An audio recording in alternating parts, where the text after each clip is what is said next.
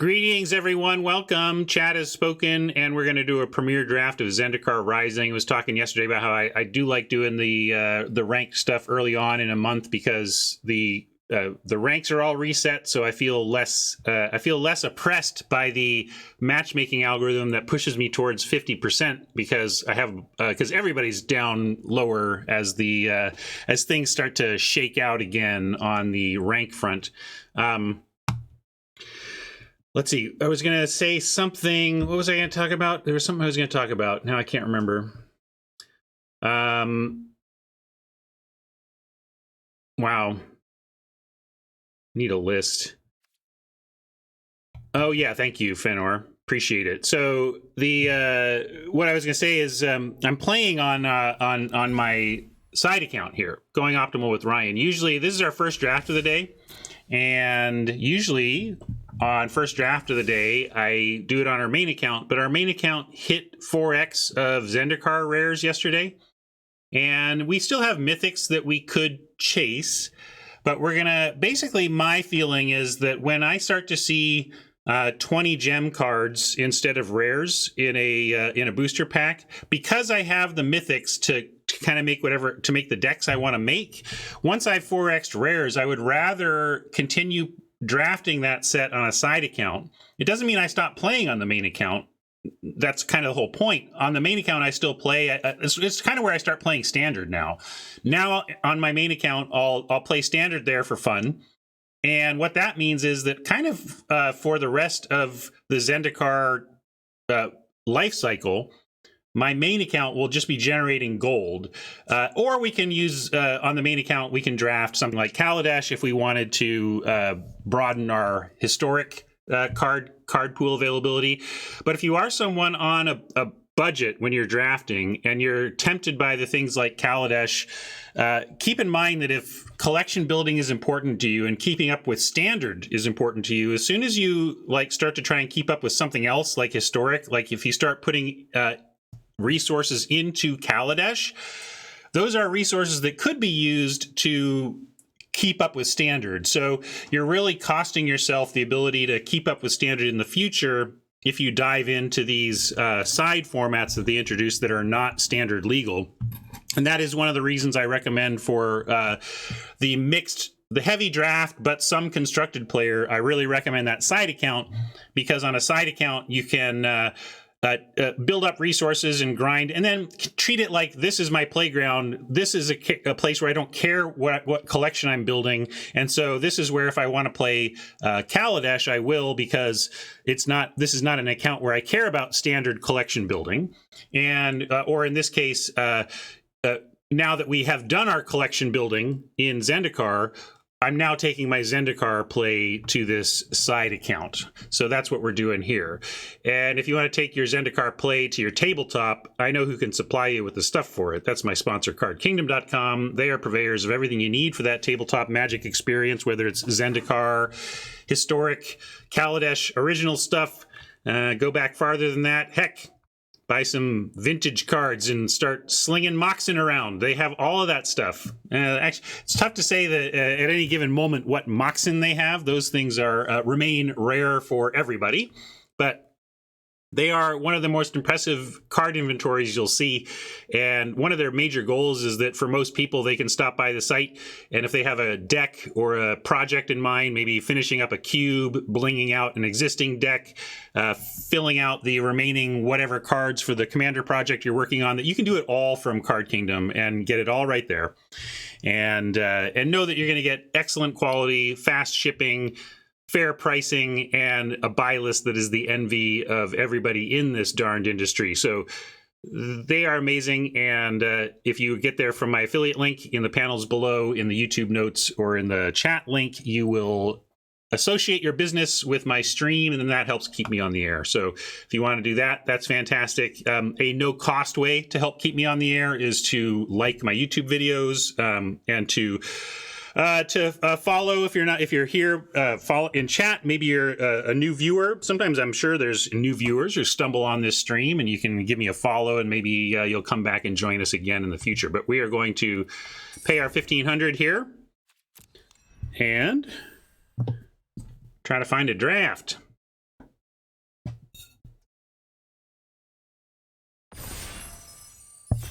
Boom, full.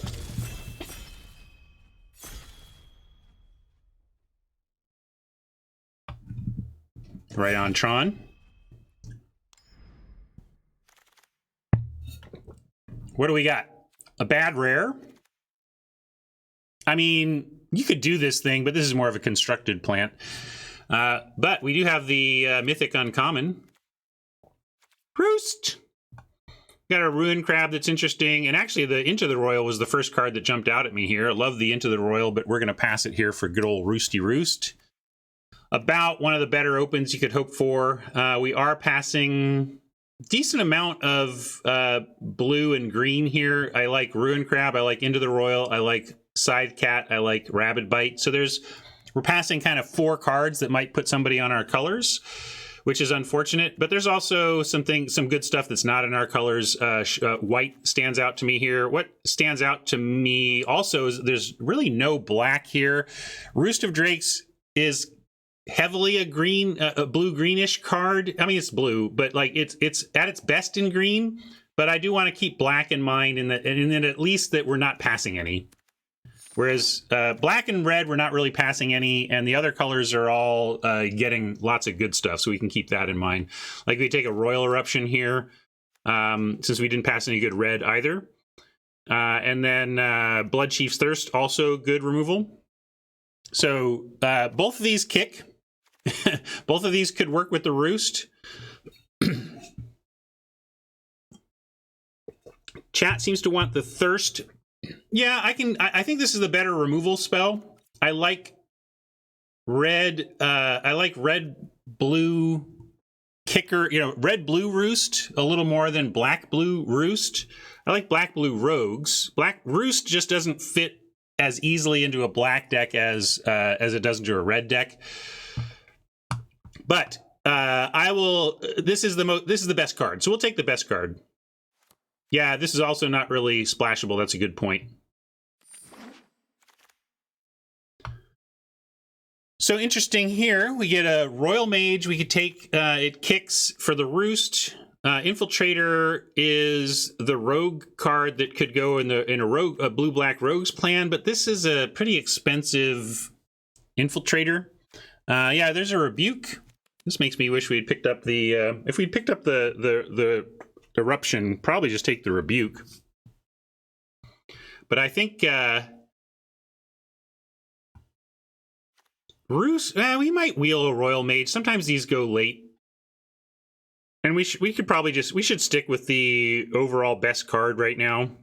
This is tempting too, but Rebuke is just very good. These two are really what I'm looking at.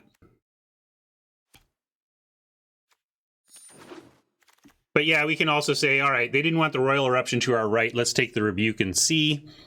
Vanquish is a solid removal spell. We can also just take the Riptide if we want to try and help the root. But this is the type of thing we want to try and wheel. And yeah, we can just give up on the Ruse too. We don't need to marry the Drake. And this is the best card here by quite a bit. This is pretty good. But we'll take the Vanquish and see what's going on here. So we got a Mine Carver and a Seafloor Stalker that say maybe there is the black-blue path could be worth it here. There is a Riptide now. There's another Vastwood Fortification. Yeah, I don't think we're taking Carver. It's about Stalker or Riptide, and really comes down to whether we're trying to play towards the Roost with Riptide or towards the black with Stalker.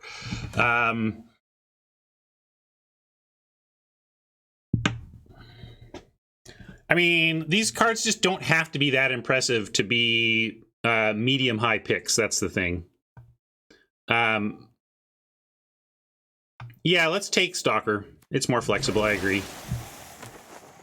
Then we get a Geyser Mage that's super interesting to pick up here, but also a Pack Beast still around. Still think Geyser Mage and giving us a chance to support one of the best cards in the format is correct. Let me take that.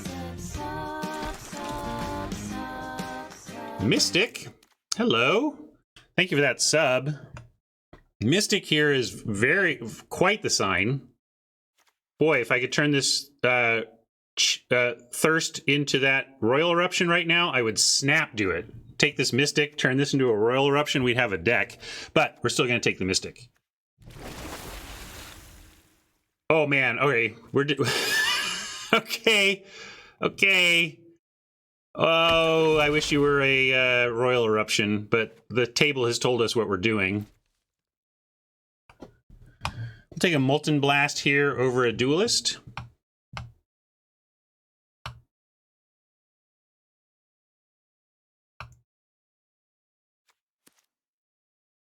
Yeah, Shelter still being there is like, what? Well, White's not bad in this format or anything. This is something else. But Blast is fine with where we're going. Wowie! Love it. Love it, love it, love it. What a great card for this type of deck, because you're kind of going to be spell heavy with red-blue, and to be able to turn one of your lands into, if you draw this particular mountain late, it's a 4/5 instead. Love it.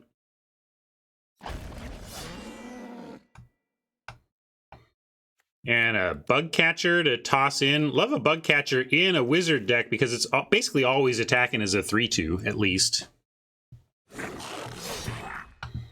Infinite Rage or Shell Shield. I'm actually going to take the Shell Shield. They're both they're combat interaction, but this one makes potentially makes a Drake.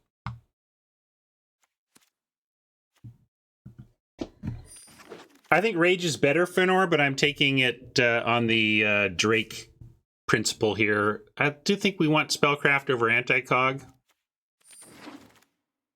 Here's a Rage anyway. Angel of Destiny, interesting, but we're going to snap up a second Sorcerer here and be pretty happy about that. Maybe we wheel a Geyser Mage, but Chilling Trap or Fissure Wizard would both be lovely wheels.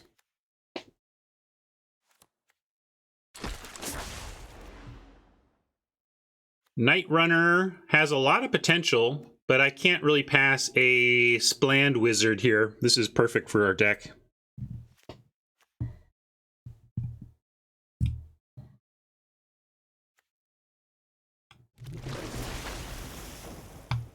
Hey, that's on plan. Kind of want to take it, but we should probably just take the Electromancer.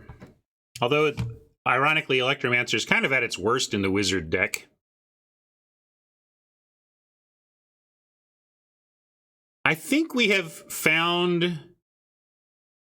I hear you, Jinx. I'm going to take the pathway here because we found such an open lane. I don't think we're going to be short on playables, and I really want to be sure we cast our spells. And this is kind of at its worst in this deck. This is where I want... This is a really like a black-red reward. I get it, Fenor. I just believe we're not going to be short on them. I'm kind of taking almost a cube mentality here. The draft is going well enough that I'm now prioritizing actually just casting our spells reliably. We can take an Ambusher, but it's really, I guess Riptide now is fine.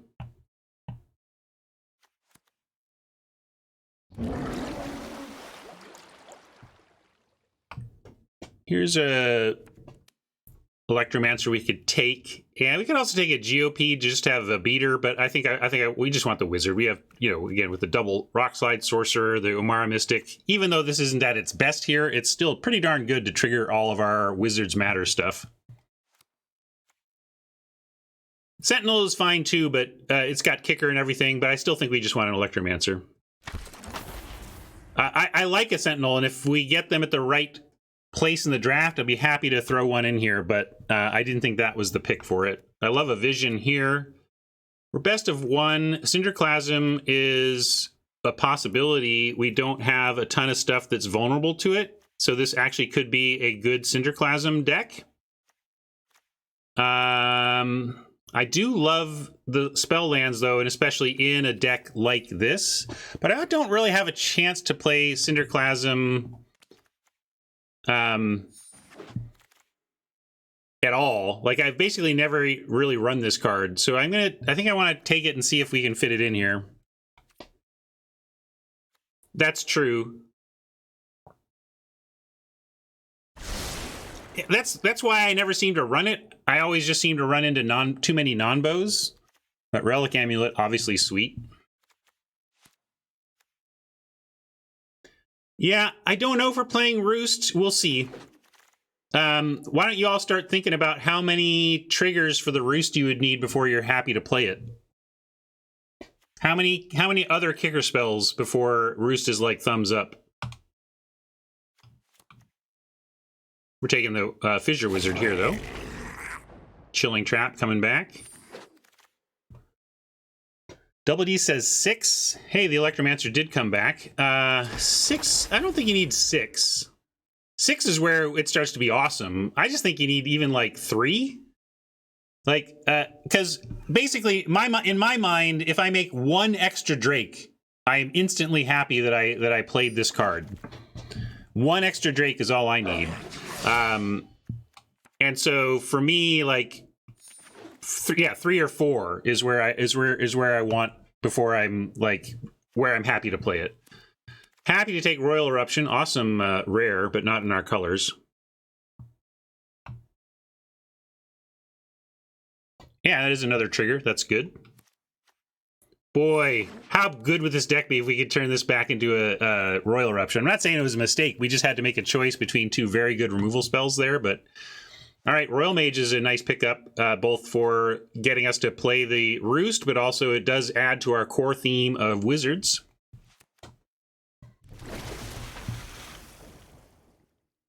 Don't think we're playing Charger, though. I'm going to pull that.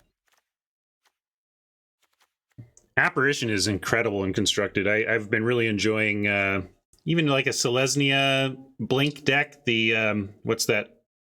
Oppressive Companion. Actually, maybe not super oppressive anymore, just fair. Yorion is what I'm looking for. Look at that. We get a Thundering Rebuke here. We could just take a... Gosh, you could almost justify a field research. We don't really have card draw yet. But how do you pass Rebuke, right? Too good. Bubble Snare kicks. Field Research kicks. What do you want to kick? I think we can maybe take the Field Research over Snare, as crazy as that is. Field Research triggers Rock Slide Sorcerer. Bubble Snare doesn't. Both of these trigger Roost.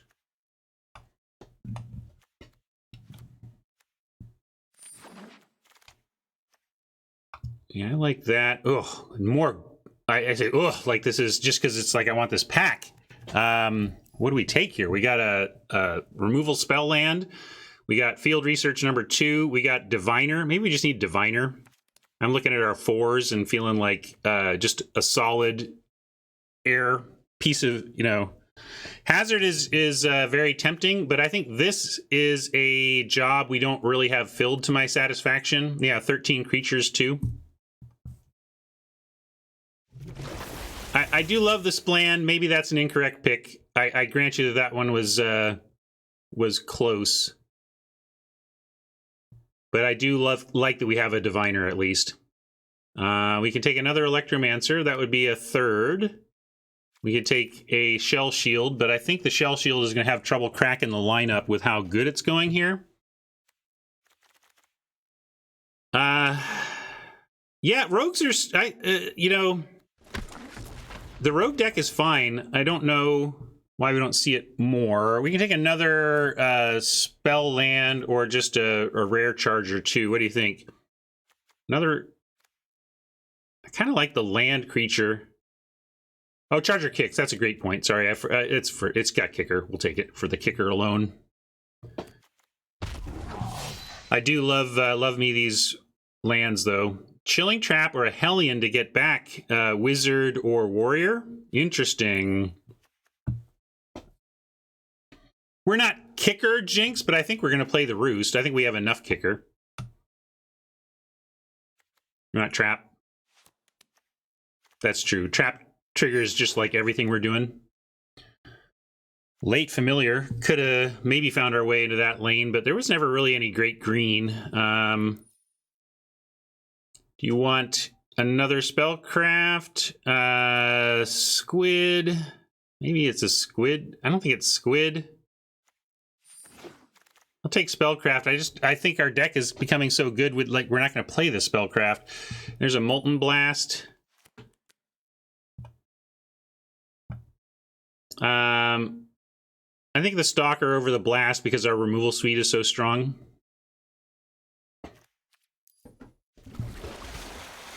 Another Trap. Yeah, it's going to be tough cracking this, making it into this deck. These cards. Wow. Wow, wow, wow. Maybe we don't play the Roost and just go full bore Wizards. Let's see how many total Wizards we have.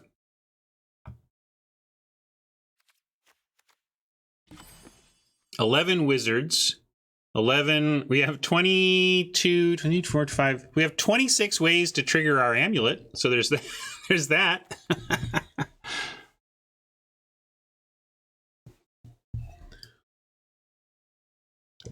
Well, let's first see if we think let's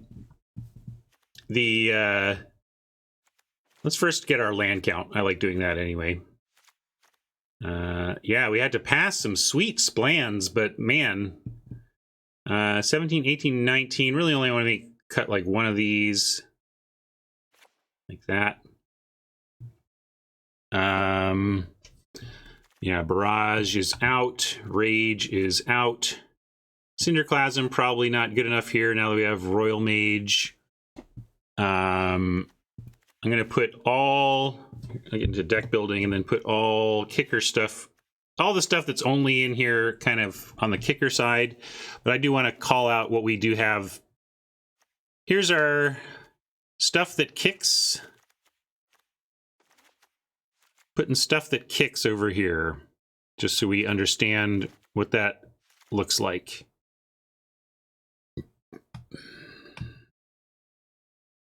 Anything else kick? Royal Mage kicks.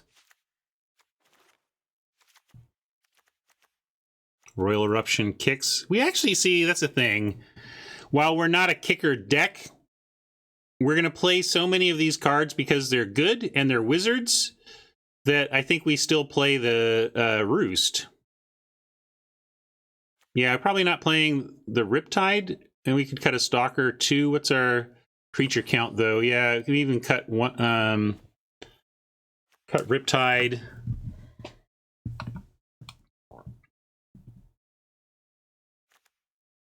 Yeah, a Spellcraft for sure has to go.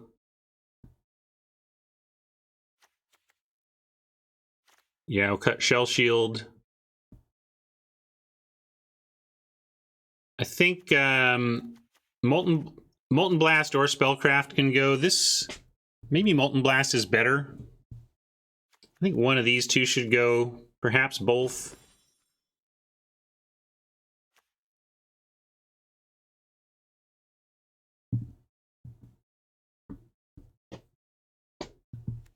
What does both look like? I mean, we're using Rockslide Sorcerers to kill 2 Thundering Rebukes, a Royal Eruption, and a billion Chilling Traps. Yeah, I like the 3 trap plan. You can flood on traps.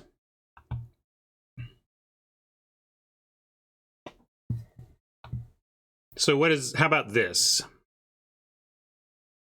And this is 15, 16, 7. This is 18 land / spell lands. You want to go to 17? I don't know if I want to go to 17. I really... Bugcatcher is a fine 2. Yeah, it just consistently attacks as a 3/2 in this deck, and it can be part of a curve out with the Electromancers that matter. We can go Bugcatcher into Electromancer and cast Rebuke or Fissure Wizard or Amulet.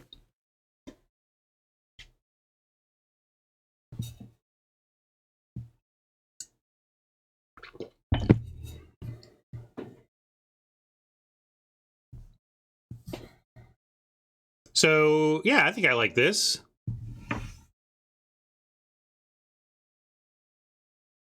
Do I have a Deliberate in here? Is Stalker better than just Deliberate or Blast? But you're asking about Stalker. You're asking about 3 cards that are cut. You're asking about which is the best card in the sideboard, this Stalker, this Blast, and so I'm saying, what do you want? Do you want to bring one of those in? Now I want to look at our overall trigger numbers. We've got 11 wizards and 12, 13, 14, 15, 16, 17, 18 triggers for Amulet and Mystic. That's pretty good. Oh, so you're saying you want to cut Stalker for, I see, for potentially for Blast or Riptide.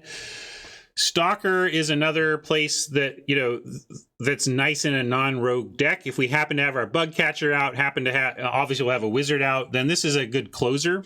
Like, almost like I wish, if I could trade this Stalker for like another Diviner, I probably would, but I do like that this does end some games.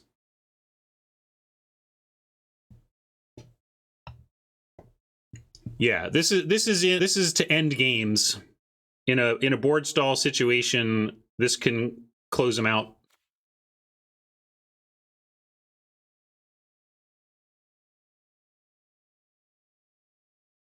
That's the idea, but Molten Blast, good card. I think I'm going to start here. We can come back and make changes if we want.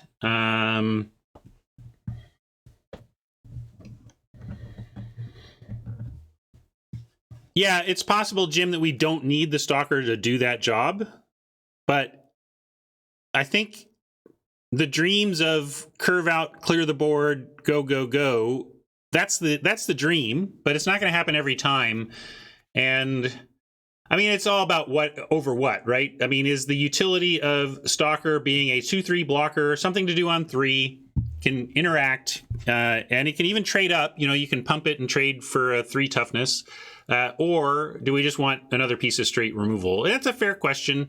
So I would say I'm going to run it like this to start, but if you want to cut the Stalker, you can keep in mind what you would rather have, be that a Molten Blast, a Spellcraft, or something else. And then when we draw that Stalker, we can see what we're feeling like we wish this was when we draw it. So Jim's calling Spellcraft on this. Very fine. Removal, I think that's what I would bring in for it, is removal if pushed. Unstable lands for Fluffy, sure.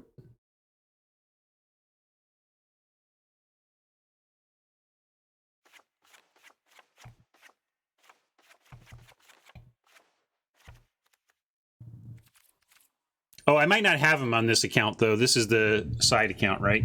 So keep that in mind. We'll see what's on this one. Fluffy, you may have to pick from what you see. We've got some full arts over here, some of the cool jumpstart lands, but these are your options.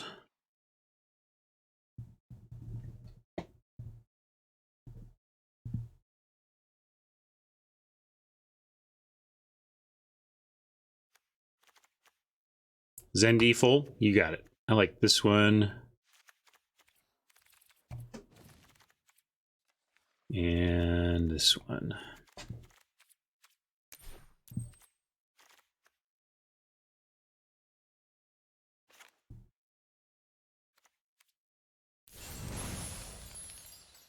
Sleeves are pretty light, Mama. If you want your money back, I'll give it to you. There's basically no sleeves on this account. Why don't I give you your money back?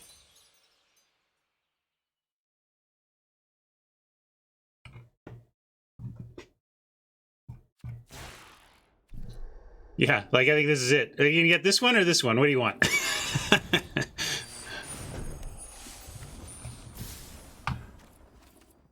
All right, and then we gotta have a clever name. We got 4 chilling traps. So we gotta have something about being cold or traps. 3 electromancers. Trapper Keeper.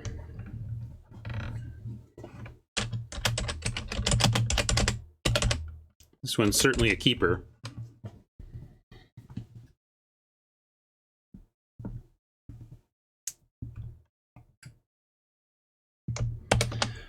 Trapper Keeper for us olds. That one goes out to the olds. Yes, we do. You want some chill memeage? Just gotta find it. All right. right, everyone. Chill.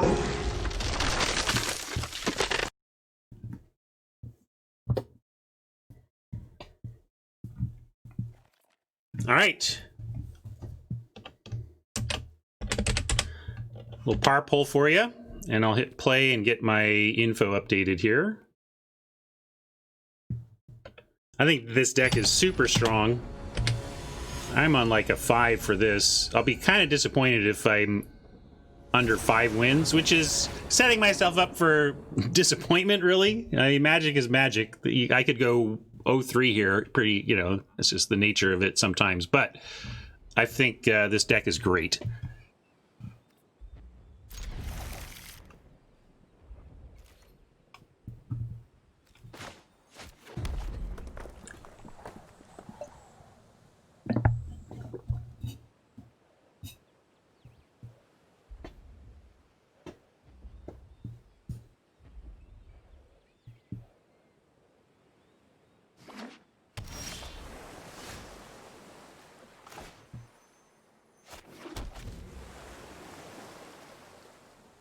Nothing to do on 2, unfortunately, but we get a Mystic into a Sorcerer. I like that.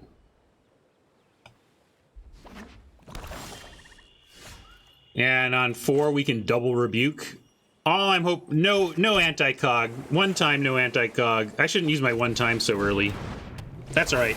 Guess what I have again? A 1 time. The 1 time is already regrown. The cooldown on 1 times is very, very short.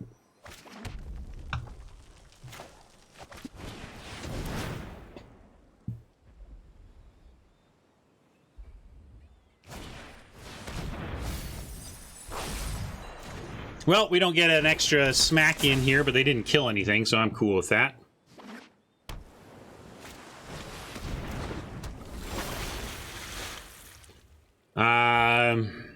Just so many ways to get this done, but we're going to start with an attack.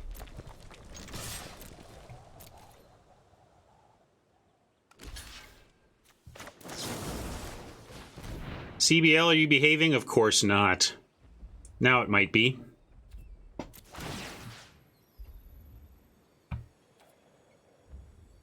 I don't need to ping anything but face, right? Hold on, we got all sorts of stuff here. I got trap memes. Hold on. You've activated my trap card. It's a trap. It's a trap. Love drawing the charger off the trap. That's funny. Yeah, we can't even play this. So I guess we're just passing. That's fine. And then we have a Miller Time Redemption. Welcome to Miller Time. It's brewed here. It's yours and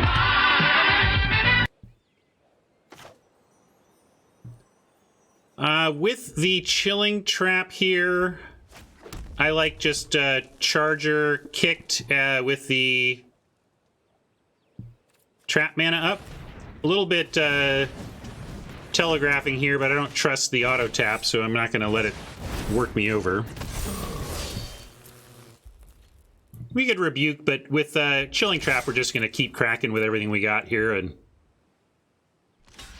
see what they want to try. Guess what? It's another trap.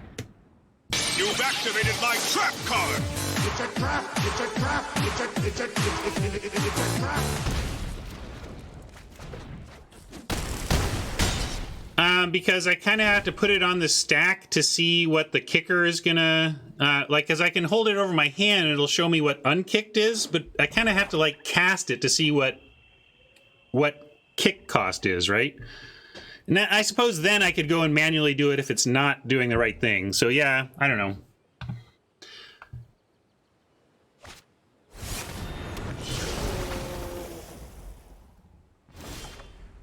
That's fair.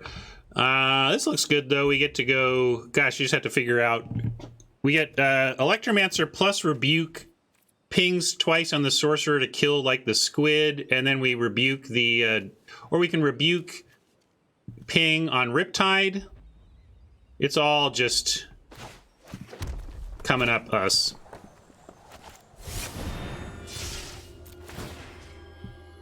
So I'm going to trigger 3 things. We're going to go ping.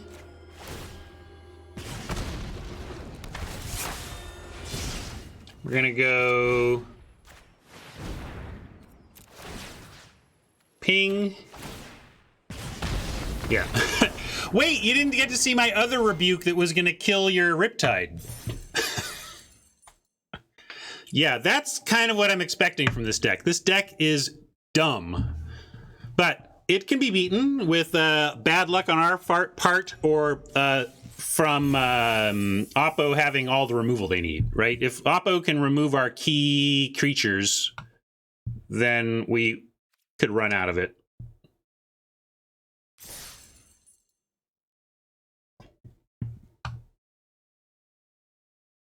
Yeah, great clerics could outlast for sure.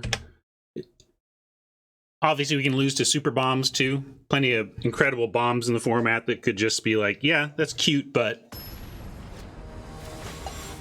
yeah, I did. I think there was some votes for 6, some votes for 7, and some votes for 4. I'm gonna keep this. I'm gonna play the wizard as land, and we get a bug catcher on 2 probably. Although we could go amulet into field research. Might depend on our opponent.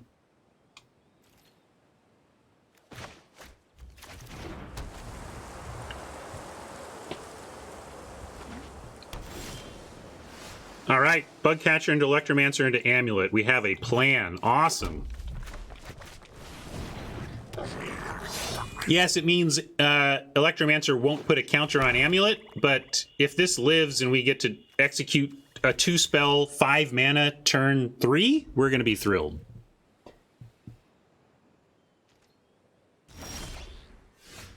And on that front, I'm not going to, in case they do something on attacks, I'm going to start here now and get this out of the way before we attack. Also, we want to put a wizard down so the bug catcher is bigger anyway. They do have something. I mean, at least they're pausing here. Oh, well, that's good for Oppo because we were going to wreck them. Had to go for it, though, of course. Got noped, but I like that. So now the question is, do we go with Amulet, effectively a 4-mana Amulet, to just get this going, or just go Rockslide Sorcerer, and then if we draw a land, next turn we can go Amulet Field Research and max all our mana over the course of a couple turns here. It leaves 1 counter down on the Amulet, but it sets up the Sorcerer to start pinging, which kind of makes up for the lack of a counter on the Amulet. So I'm going to do Sorcerer. Just talking it all through, but especially the fact that getting the Sorcerer going early effectively counteracts getting the Amulet going late. So I think we max our mana here. That's correct. Yeah, that's true. I should have swung first to bait the trick, but I missed the opportunity now, so I'm just going to say no attacks. But it was totally correct to attack because it was a free attack. Oppo, if they're smart, blocks because of the free attack, but maybe they value their Riptide so highly that they're willing to take 2 there, so I should have offered it.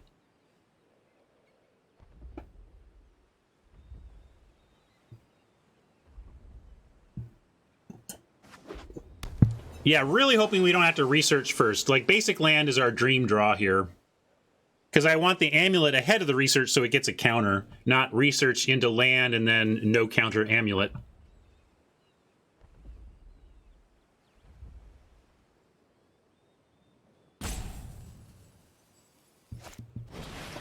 Mind Drain, pretty darn good. What do we need to do? I kind of want to hold the field research to recover from the Mind Drain. We lose the Amulet, which really sucks because you think this is what's we're gonna go long with. But if we keep the Amulet and then we don't find anything to put counters on it, we've done nothing. I hear you, Math, but the risk of ruin here is pretty troubling to me. Whereas field research just bails us out from exactly what is getting done to us here. So I'm gonna do this. This is how we could lose too. excellently timed mind drains that strip our best stuff. But this is looking okay. I am going to go field research here over Stalker, although Stalker says Bugcatcher attacks as 4 power. That's pretty good, but it's not enough to take out the Riptide, although we could do it and see. If we attack first, there is worlds in which we could do another couple points of damage too. So let's start with a swing, no play. And then it's possible we go field research, poke it, and then we find like Chilling Trap and poke it again. Which I would do. It's not the dream use of Chilling Trap, but it's Value Town.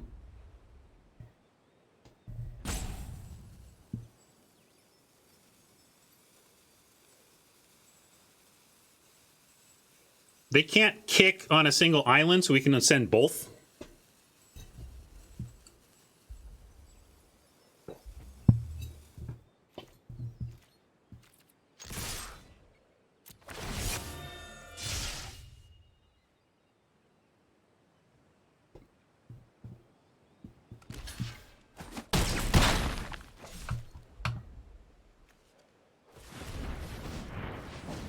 It's interesting because on the one hand, blue for the trap. On the other hand, we might draw Rebuke and want the red. But I think we have more traps, so we're going to play to the trap out here. You'd Stalker?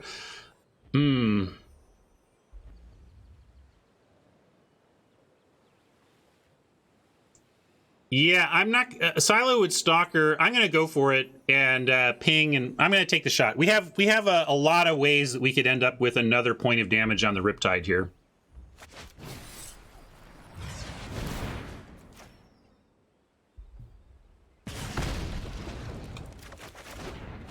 Missed, unfortunately, but we got to land at least.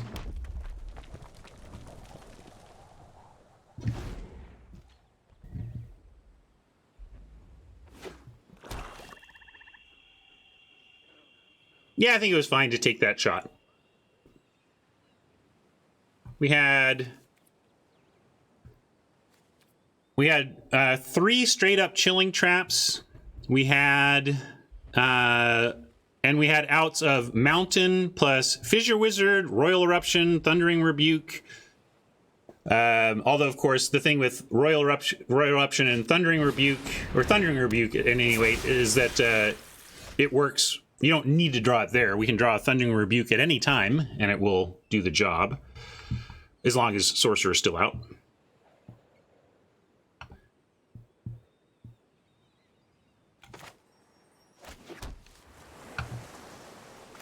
But Stalker here,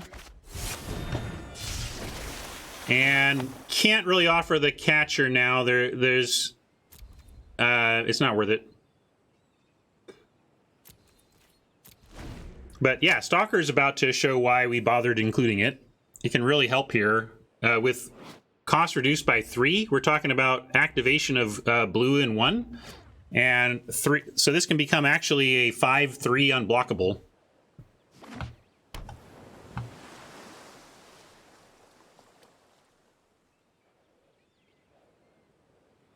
I don't want to trade off with this yet when we have Stalker being reduced by this.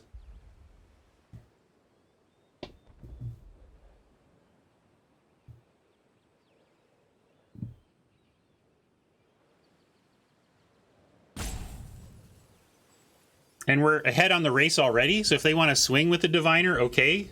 Then I start attacking. Ugh. Mind Drain or Disruption. Well, good news is that Mind Drain unlikely to get us unless we are stuck with reactive spells.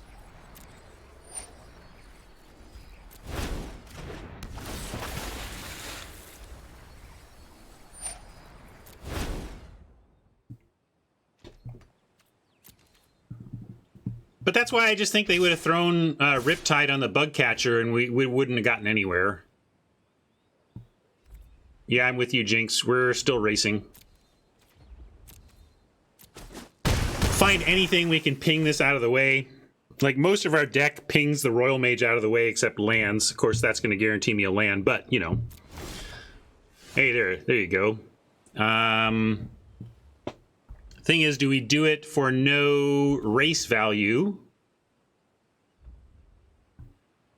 Well, they probably block. They go for a bug catcher block anyway, so we're going to get most of the value anyway, or all of the value really. We just ping the Royal Mage, and then the trample gets all through. So let's send. Actually, I don't even need. I was going to like activate Stalker. We don't even need to activate Stalker. This is a bit concerning. You know, we could take 5, 6, 7, 8. We could take 8 more, but I think they're going to block with the Royal Mage here, and we'll blow them out there. But I'm going to keep racing here.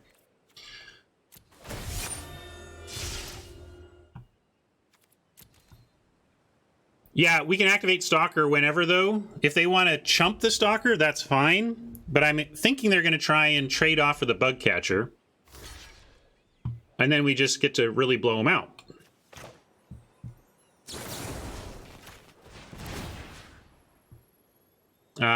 We go face here. I guess if we kill it, we get... Yeah, I'm going face anyway. It doesn't really matter. It's a damage just the same.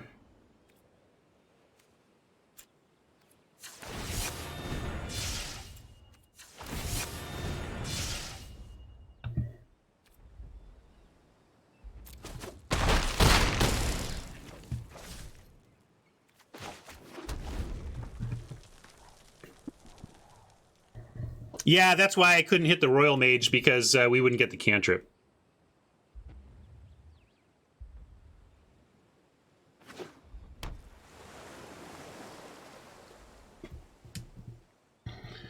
So some people wanted something other than the Stalker, like removal. That would be good too here, right? If we had deal 4 with some face damage, that would not suck either. So the cards we were considering over the Stalker also would have been good. We also were considering the deal 2 or kill artifact, also would have been fine here. So I don't think there's anything conclusive. Not that any given one scenario would be conclusive, but suggesting that in this scenario, all of the options we were talking about would be solid contributors on this board. Ah, nice. Well played, Oppo. So they're bouncing and then mind draining. They can get in for a lot, but they can't attack both. Will they attack either is the question.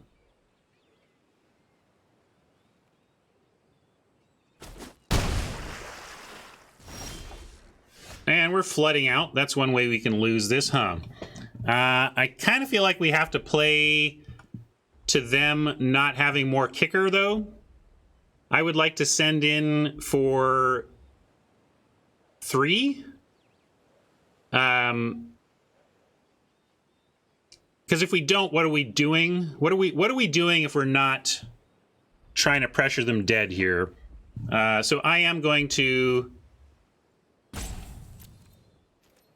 send in, knowing that after they block and trade here, we could just be dead to kicker.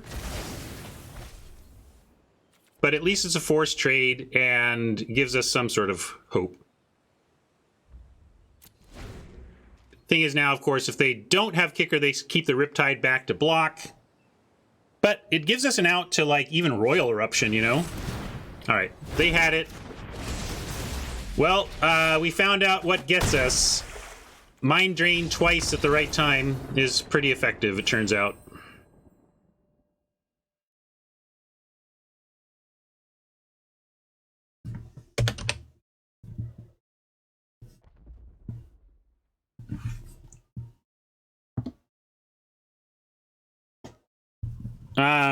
Here, I will give it back to you.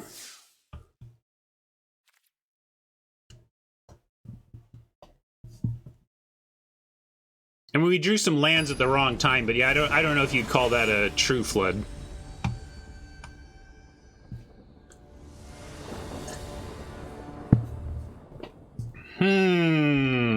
Nothing until 3, and currently it's a pretty unimpressive turn 3.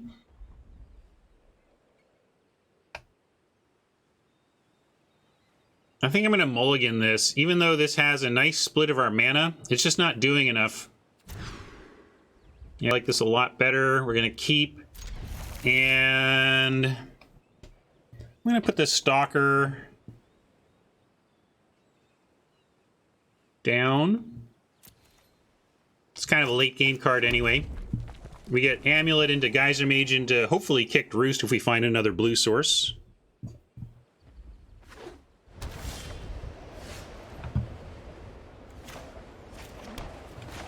Although now with Electromancer, we'll go Electromancer Roost and hold the Geyser Mage for possible kicking, which would be nice with the Roost.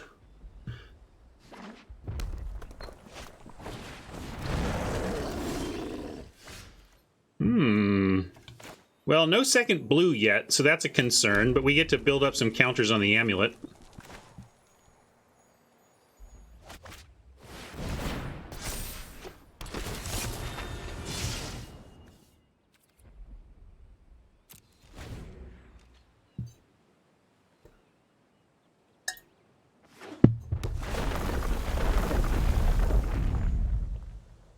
Certainly not blocking that. We're looking to ping it with an Amulet.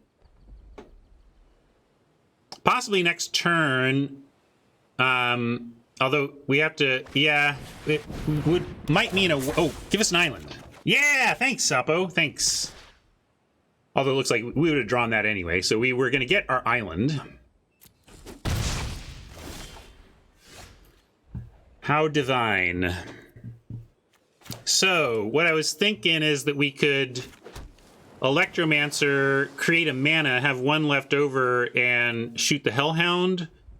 But yeah, I like Swing and Roost. That's fine. I'm with Jinx and with Fëanor. And we can offer up the Electromancer for trade.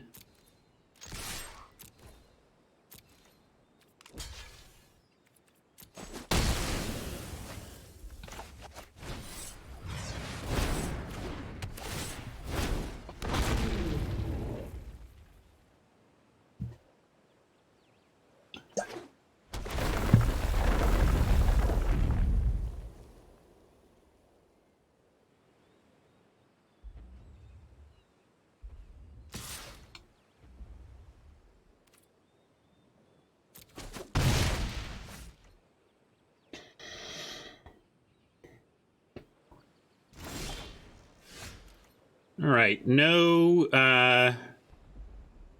fifth land here. So we could spend 2 on Amulet activation to kill the Hound. But should probably just play Electromancer and do that. Yeah, we can keep racing. I kind of want to kill the Hound before it does anything more. I'm going to start with an attack.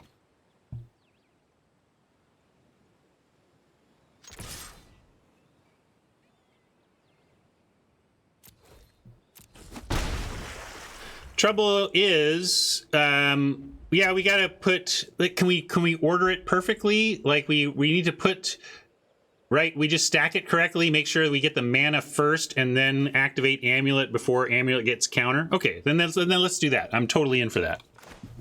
I'm gonna go full control, though.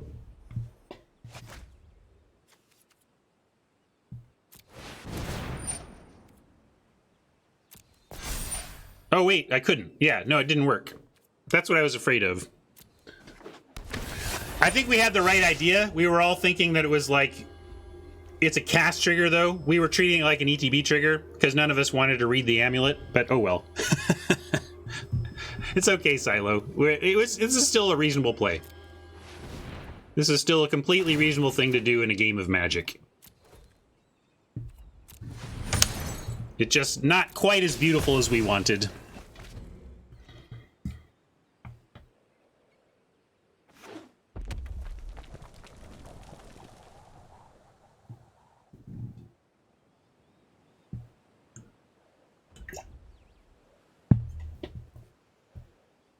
It was mana efficient. So would have the Diviner play also would have been mana efficient, but I really don't mind getting this off the board before, because eventually this naturally expires. Might as well get it dead while it still matters.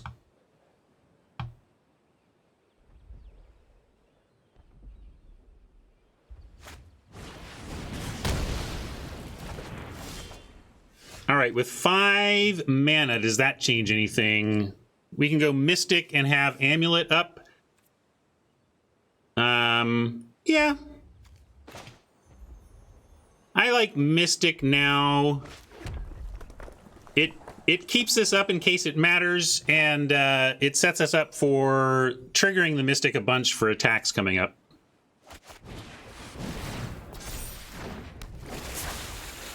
Could even leave the Drake back to combo with the Amulet to threaten the Champ. I don't know if we are feeling like we are racing or trying to control. I think we're kind of trying to control, which makes me want to go ahead and offer a Drake for Drake and Amulet for the Champ.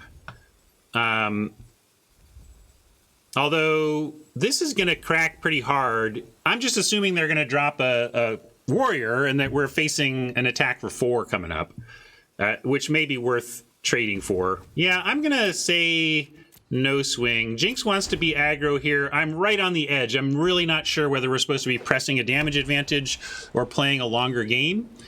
But I do think that for a 4-3 Champ is worth trying to trade off a Drake and an Amulet counter for, especially given the mana situation anyway, where we're not always going to have the 2 for the Amulet with everything we're trying to do here.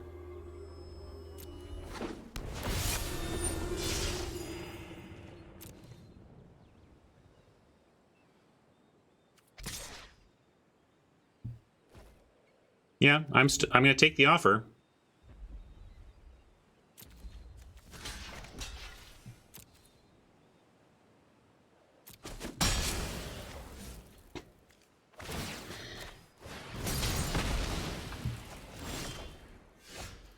Field research is going to be nice. I think we Diviner here and try to find the natural land to just really, really leverage this stuff. And hey, we're not facing black, so we're not going to get our awesome 2 final cards stripped. And we do threaten a double block. Yep.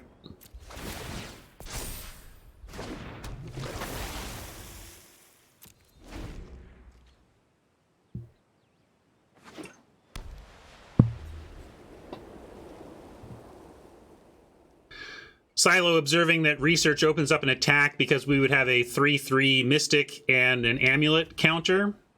And we could be willing to trade Mystic plus an Amulet counter for the Shepherd. I like playing the Diviner, though, and seeing about offering that as we, because we can make that offer coming up here, too. All right.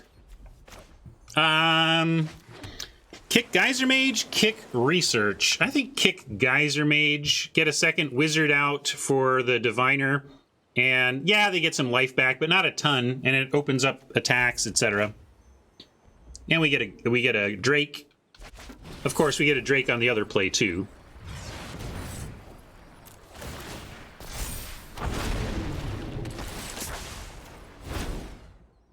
So again, yes, we are not a kicker deck. We are definitely a red-blue wizard deck, but Roost still has a home here because of all the kicker that's inherently in those colors.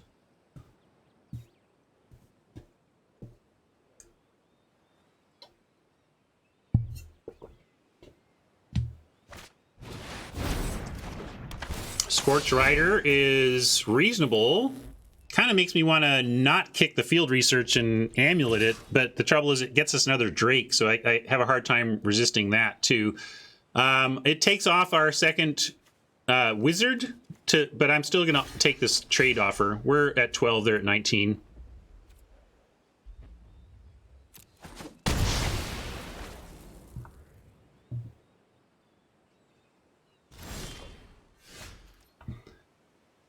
Electromancer would get us 1 extra mana, so we'd have 4. But I'm in for the kicked research here. I can do it after attacks, though. Might as well.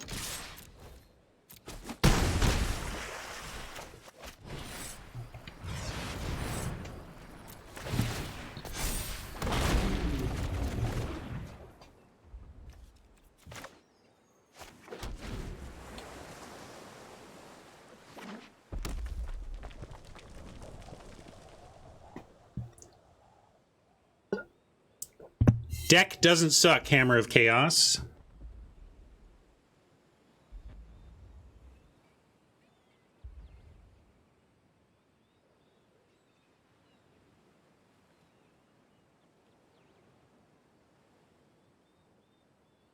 Yeah, kick a Royal Mage, get the field research back. This ain't fair.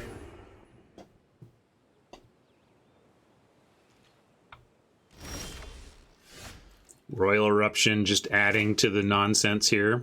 We could kick Royal Eruption, kill the hero Shepherd. Oh my god, it's just non-stop options. I'm doing this one though.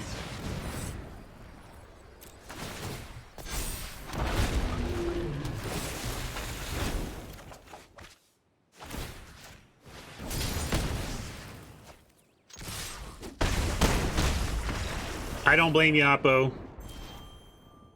I can't believe we lost either.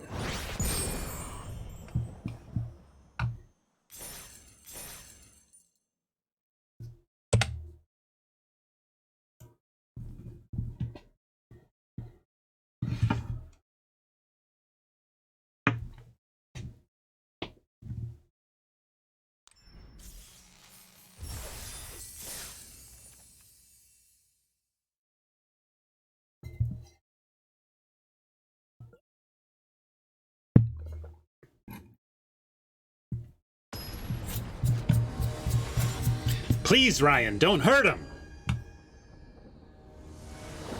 When I start to get cocky is when the magic gods start to punish me, so I'm going to be careful here.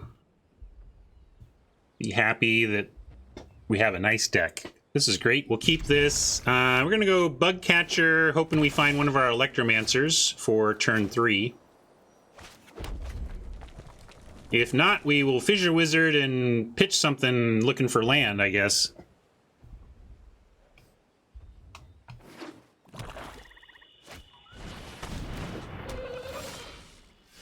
Interesting. So with that, we could just go for a killing it with a Rebuke, but I like building our board and seeing what the next turn holds.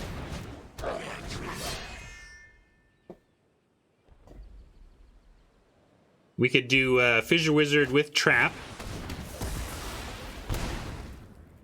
Yeah, it looks like Fissure Wizard plus Trap is interesting. What do we want? I guess our hand is pretty heavy red, so let's make more red for potential 2-spelling.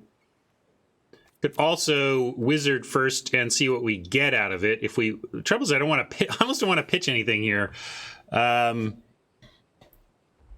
Is it crazy to send a Rebuke away looking for interaction? I kind of just like holding, and we find land, and that's fine. Right? I know you don't have to. I'm just trying to decide if we want to search up land. I'm going to say no.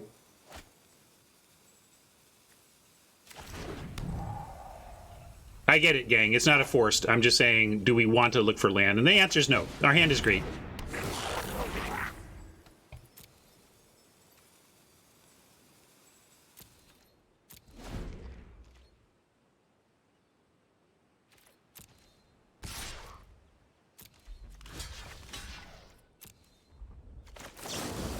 Does it work?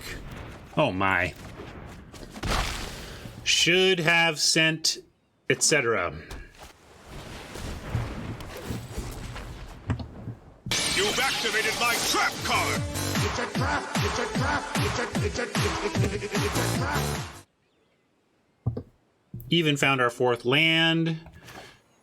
We can go Electromancer, Rebuke the Visionary.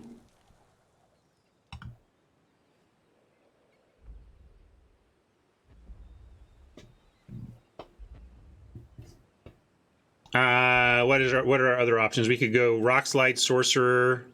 Yeah, we should swing. Let's start there, right? Oh wow, they took the trade. Gold plays, I guess. I shouldn't laugh too. I don't know what's going on in their hand, but White Raven, I think you're trading too aggressively. Now we just do Rock Slide and pass. Yeah.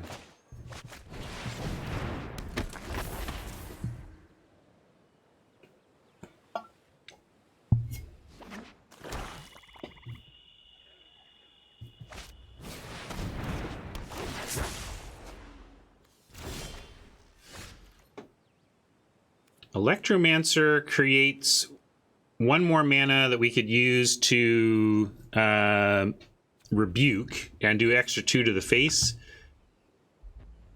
I think I like that over just like charging.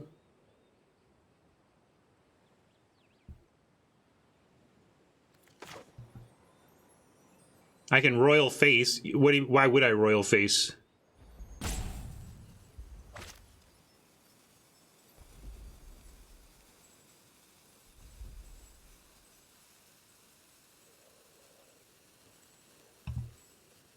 Yeah, okay, sure. Yeah.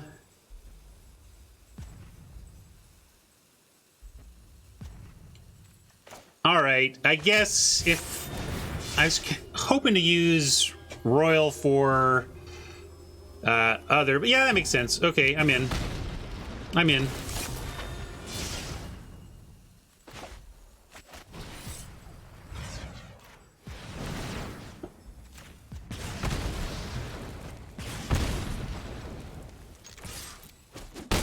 And one thing is we're pretty far away from kicking this. We only have 4 of the 7 lands necessary, so might as well use it there like that. If I was going to use Rebuke to kill the Visionary, might as well use the Royal to do it instead.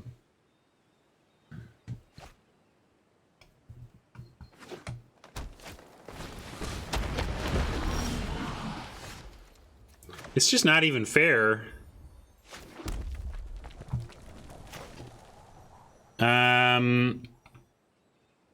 Rebuke face, rebuke face. I think that's fine. Then we have Charger behind.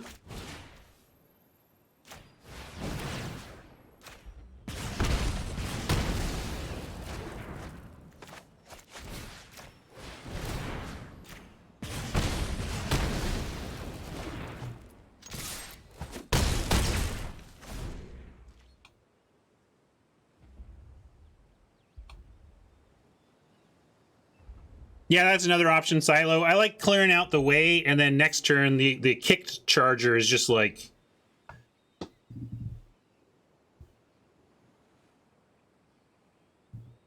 But yeah, that was a totally fine play, too.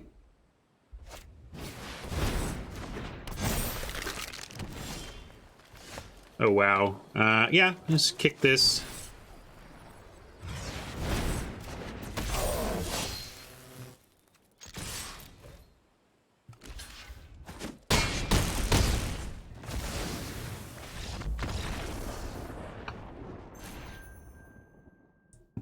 Yeah, last week we felt like we had a constructed level Clerics deck too. Another CBL restart? Okay, CBL, you're being weird again. How's it now? Well, we'll find out. Maybe I need to leave it in focus, but on my left monitor. Maybe that's the key, though. Or my right monitor, I should say. All right.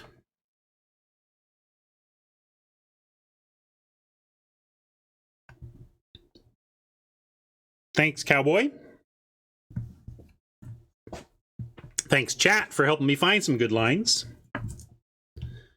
I was going to do some other stuff until talked into better plays by chat. Yeah, that Cleric deck was not even fair. It had so many tools.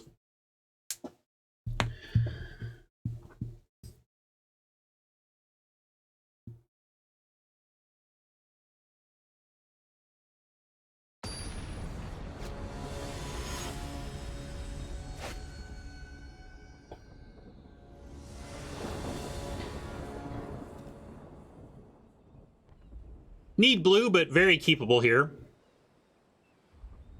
Probably going to drop the warrior as land. It's far off from being a creature, and I want to make sure we curve nicely into sorcerer here.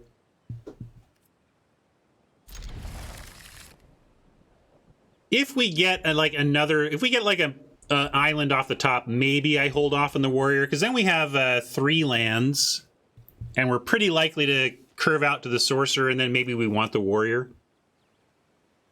Suggestion to wait till turn 3. Yeah, since we did get this, maybe I will be slightly greedy since we don't have a current turn 3 play. Although we do have like Royal Eruption plus Chilling Trap.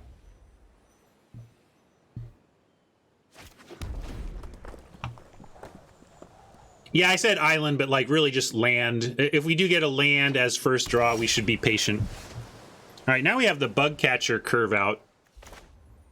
I'm going to go with the blue side of this rare.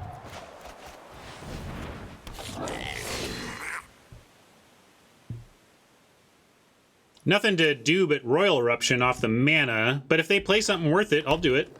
Give me a target. Give me a target, Oppo. That counts. That's a target.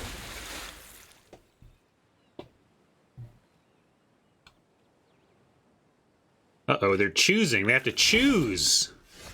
Well, we have the tools to handle that as well. And we keep drawing land, so we will hold and be greedy on the warrior for now.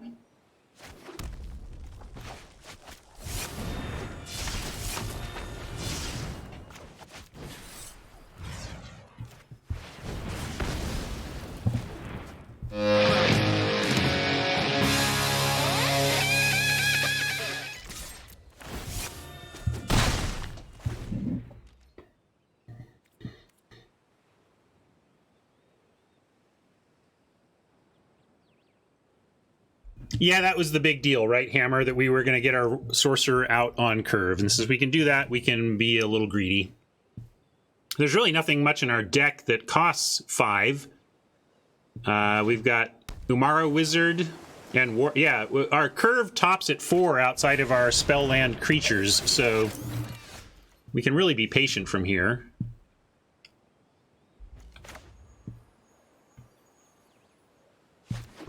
I'm going to go Sorcerer Pass. The construct is a concern, but we have tools for that with the Chilling Trap.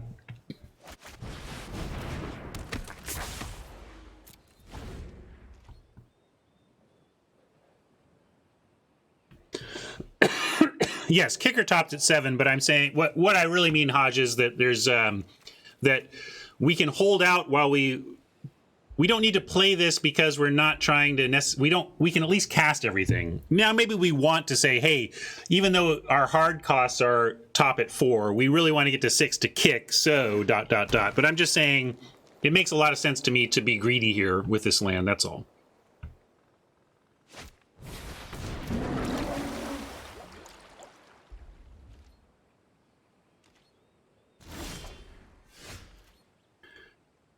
And this makes me think that, again, we could get a potential 2 spell if we field research first, but we need Chilling Trap up in combat. So I like sending because the Chilling Trap will create a ping that gets the construct.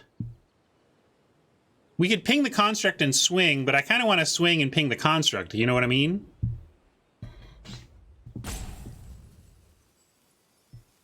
I guess if we're going to ping it, we do it. It's going to destroy in any case. Oh, yeah. That's target of a spell. So that's great. We can Chilling Trap the Riptide and ping, and then it dies without creating all those count. Except we can't shrink it that way, right? We could offer the Electromancer, though. So I'm going to send everything but the Rock Slide Sorcerer then.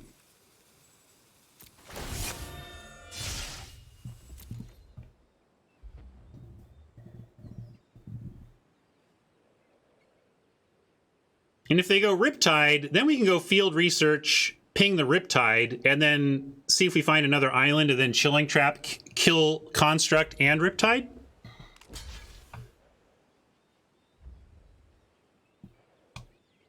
Yeah, it's true. But it's also nice to not even give them that.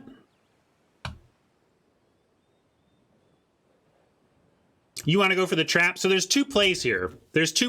We can trap this and not get our card, by the way. Not get our card.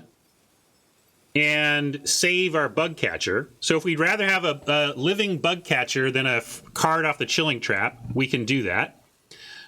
We get trample damage. That's another thing that is in that play's favor. Trap, well, it depends on what you mean by work, right?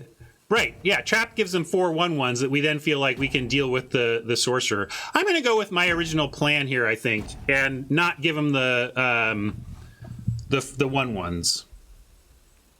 I'm going to do that. And we can do it without using our chilling trap. Because I get to field research here and kill it without even using our trap.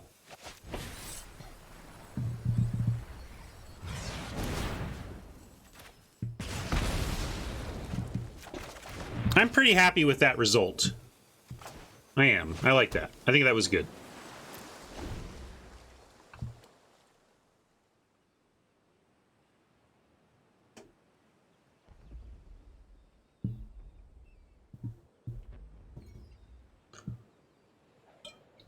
Yeah, also, because of the open mana, we were able to play it in a way that mitigated that risk as well, right? You better kick something right now or this gecko is dead, buddy. Oh, it looks like you are. Okay, good. They got their kick in. We still might be able to. We'll see.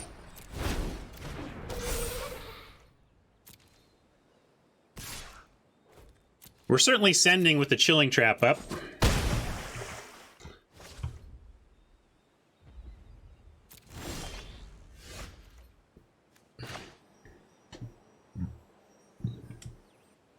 They could double block, I suppose. A double block would be pretty good for them, but we'd still get what we wanted out of it. I'm going to keep going aggro here.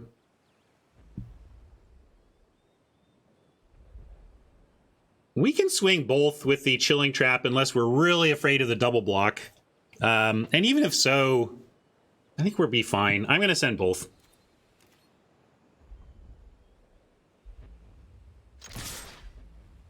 Swing seam. Well, what do you want to do, Fenor? Like, you think we're not winning this race? We get to, if they take it all, we just get to drop warrior, and then we have a great defender.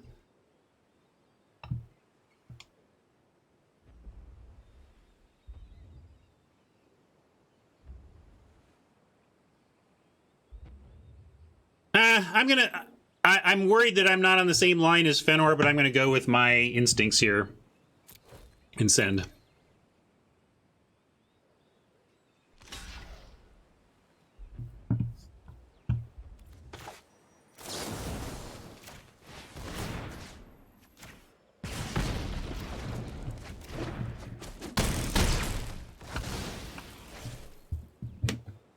You've activated my trap card! It's a trap! It's a trap! It's a trap!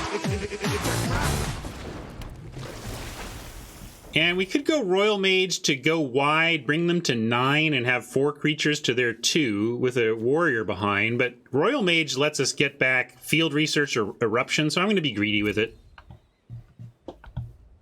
Jinx wants Royal Mage now. I'm going to say I'm not so certain of the end of this game that I'm willing to do that. I think we should... anybody else want to play the Royal Mage now? Get him to 9 and add a 2 power? Yeah, we could also, next turn, kick Royal Mage, get back Chilling Trap if we wanted double trigger. Okay. I was on that page. Just want to see if anybody out there was like, no, we really want to get wide.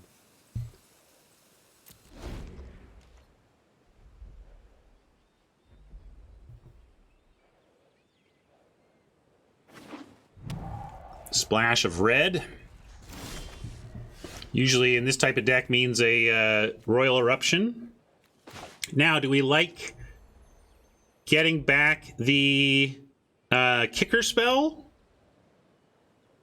Or getting back big value? Because we could just kick Royal Mage, get like field research.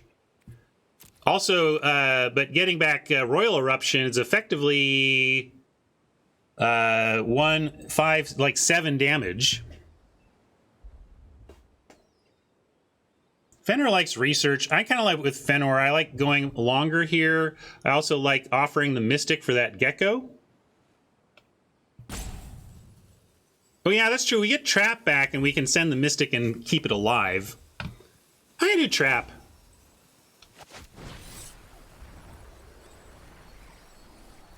Oh, Gecko doesn't reach. I always make that mistake. I feel like Gecko should have reach. Not that it's not good enough or whatever, but it just has that. It's getting a flyer on the art, so it messes me. So okay, so given that they don't have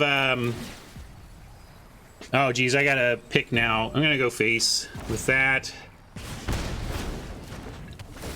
And I am gonna get field research instead of trap.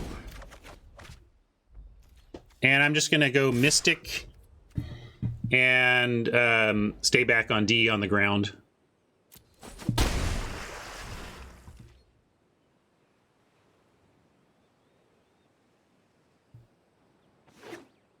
I mean, if they don't play us something to stop the Mystic, they're at a virtual 2 here. And a Rebuke? Ugh, okay. Well, let's find out what they're holding. I'm going to start here. I'm going to start with Rebuke. Yeah, sorry, you all deserve like a million kick it memes. Can I kick it? Yes, you can. Can I kick it? Yes, you can. Well, I'm going. Why not Royal there? I guess maybe because I want to control the board for 4 extra turns. Swaggy says just get Royal and we could be more on the path to just go into face for the win, which is totally fair. But I think we're going to get there anyway. Let's start. I'm going to Rebuke the Gecko. See if they've got anything to respond with.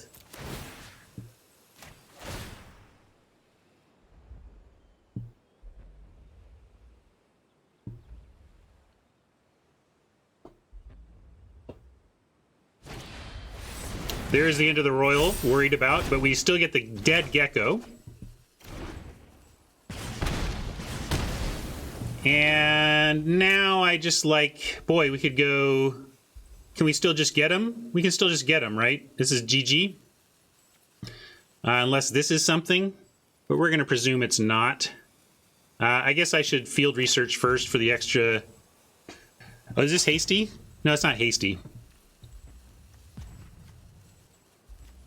Yeah, we can do this. How about this? And then this, and then it's just like super dead.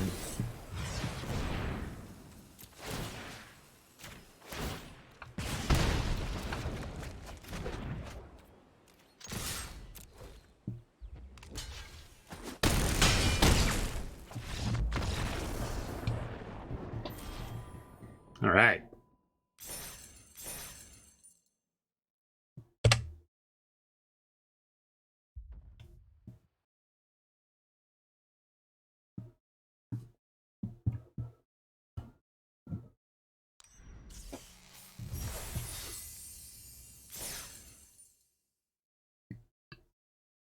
Thank you.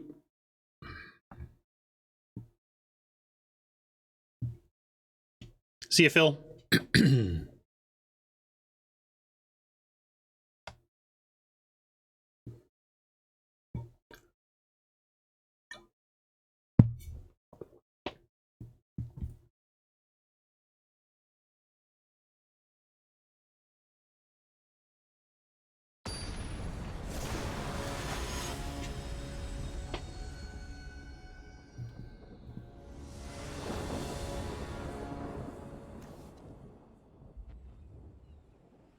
Nice. Do you want to play any of these spell lands first, or be greedy? Maybe like the Warrior as land and hold Wizard for greed. We could also do the same thing and decide on turn 3, because we're going to have Amulet and possible Rebuke on 3, so we could go Rebuke Warrior land at that point.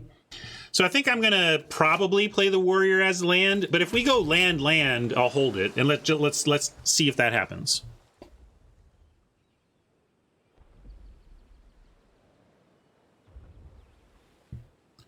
We feel this deck is kind of nuts, Robert. Yeah.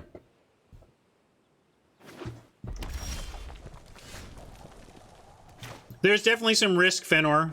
We have a lot of 3s. We don't have them yet. And if we do, we can bail to the island and still play the 3, right? It's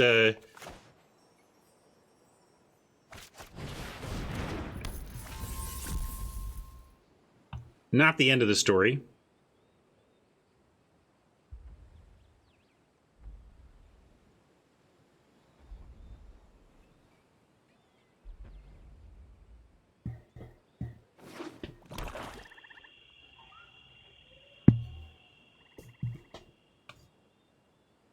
A mullet on 2? No mullets. All right, so we did not find our land, so I am going to go with the warrior as land, and I am just going to rebuke the catcher.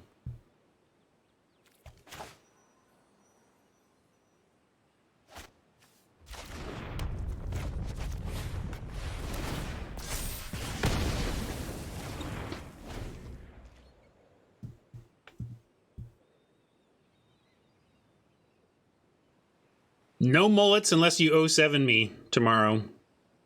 Then I would do that. Mullet this. I'm practically at a mullet anyway. Just need to give myself bangs.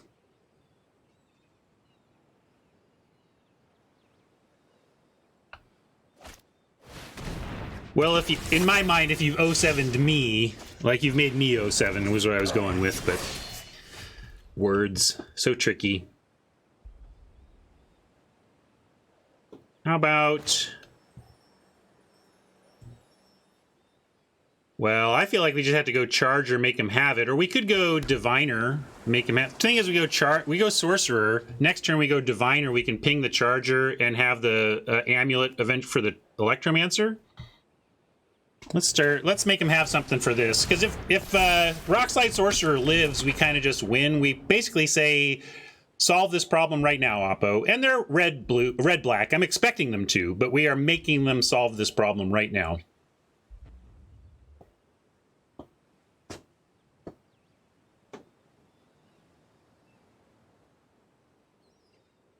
Fenor considering just wiping their board there. That was the other option.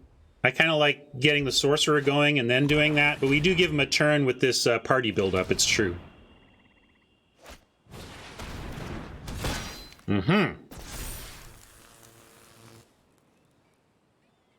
Yeah, so now Fenor's line is looking a lot better because we had gotten that charger off the board before it was carrying an axe.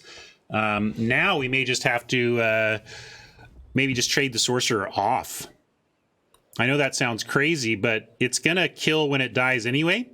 So let's make that trade. Let's take 3 to the face instead of 3 to another one of our creatures. And then we use the amulet on the electromancer, and we've at least reset their board, and we've got a solid hand behind.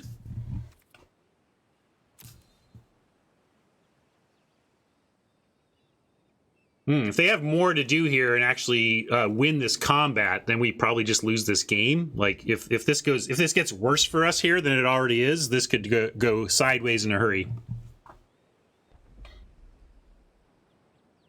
Still, even if so, next turn we have amulet, kill electromancer, rebuke, kill charger. So I guess even if they come up with something here, I still feel okay.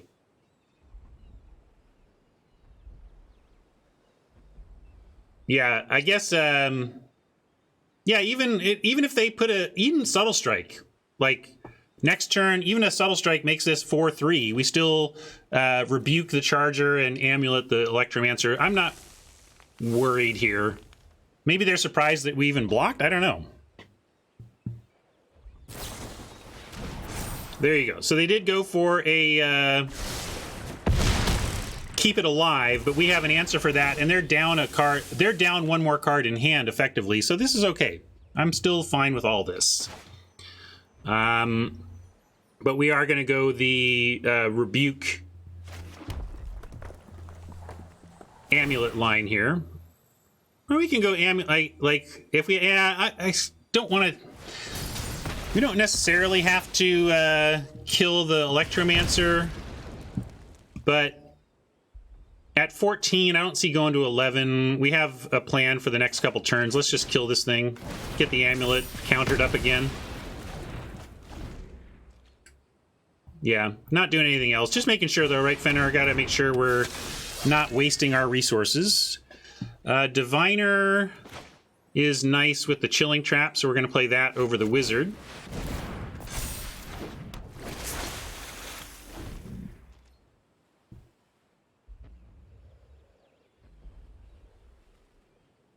They still could get in big enough here with the Relic Axe on the Vampire to trade it, though. So we got to keep that in mind. And if they do that... All right, so... I'm going to trap the Vampire to draw a card, get a counter on the Amulet, and save some damage.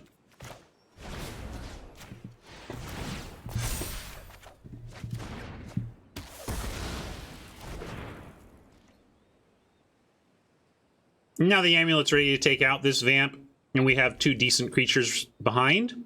So again, depending on what these cards are and what top of library looks like, we're doing okay here.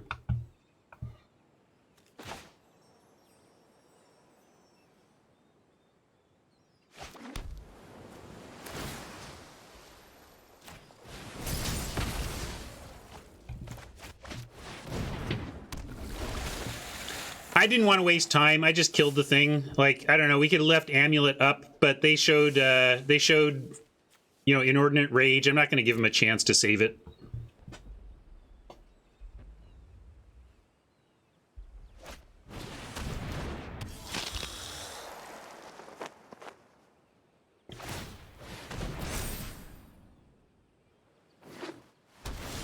All right.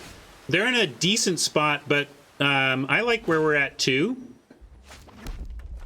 We're behind on the life race, but the amulet's about to get another counter here. We get to keep it up. We could even offer Stalker plus amulet. Like, we could attack with the Stalker. If they block, it effectively is a 1-for-1 because we get to put a counter on the amulet and finish it off.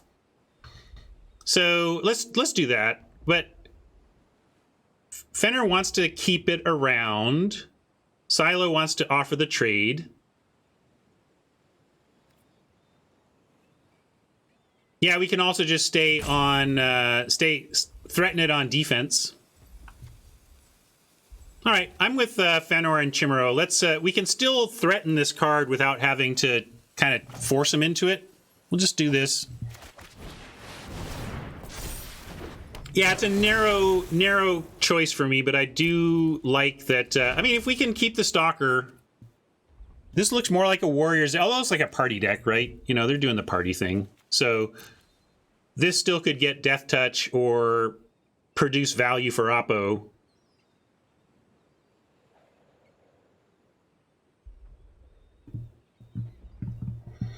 Good news is that basically all non-lands in our deck are pretty great for us right now.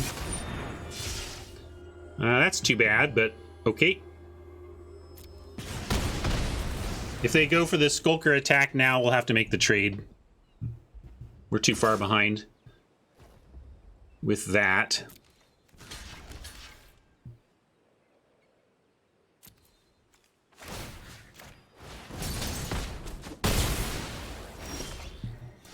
Not the best draw. Gonna sandbag it since Oppo's playing black.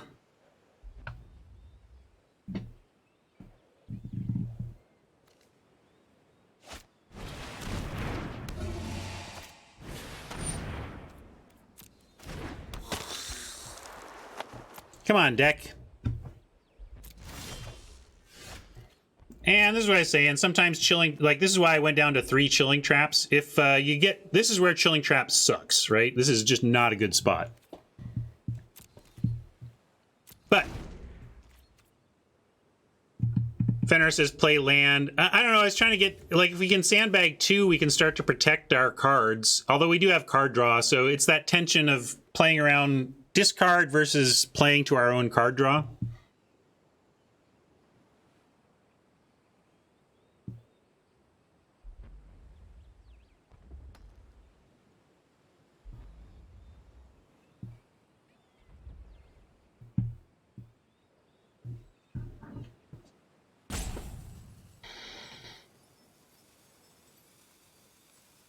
Pretty straightforward, Oppo.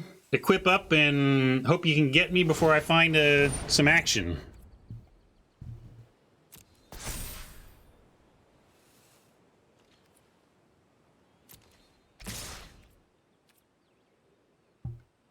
You wouldn't have blocked Haj?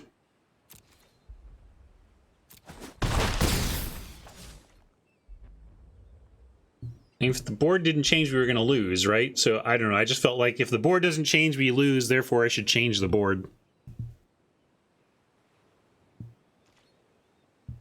Yeah, for those of you who didn't want to block there, I don't know what your plan for winning the game was.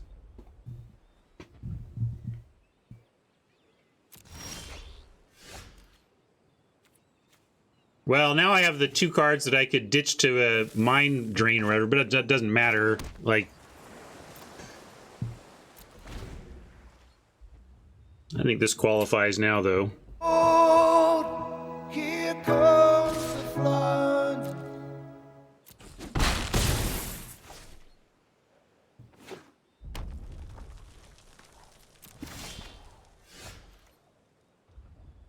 All right. Not dead yet.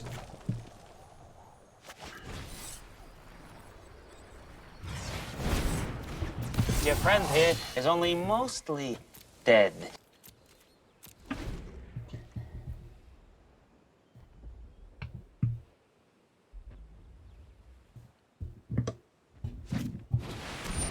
Oh, we're dead. Well, that was a rough one. Flooded a bit. So far, I feel like a little better ratio of lands to spells in our 2 losses, and we would have been fine. So far, I feel like our deck has either been humming or we got magicked. Oh, I have.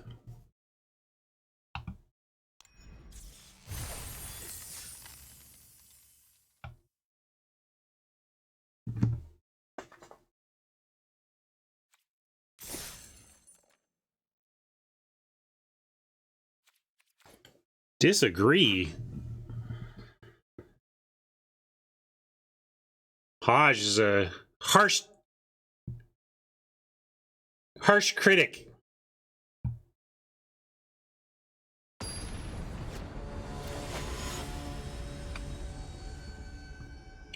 Hey Dave, good game. This is one of the better decks I've drafted. I feel like you got away with it. I want to go 7 wins with this one, but we've taken 2 losses after getting a little bit floody.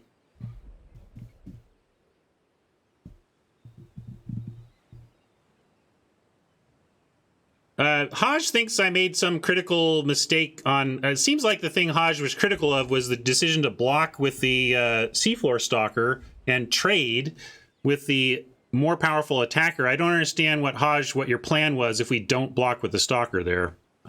So if you're going to say that I punted the game away, tell me what your plan was in taking bigger damage from an opponent while behind in a race. Were you just going to hope to pump the Stalker for 5, or I don't know. I'm going to keep this. It's not amazing, but we're going to keep. And we have that question of Wizard as land or not. I'm going to say no. We have card draw. I'm going to plan on getting to 5 lands without having to play this Wizard as a land.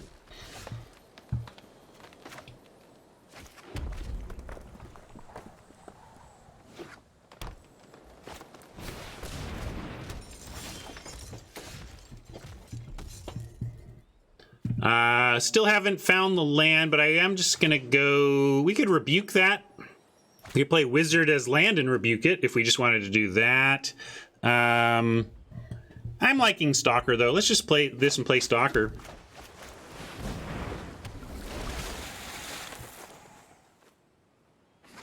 And then we can research next turn if we don't draw a land. We did draw a land.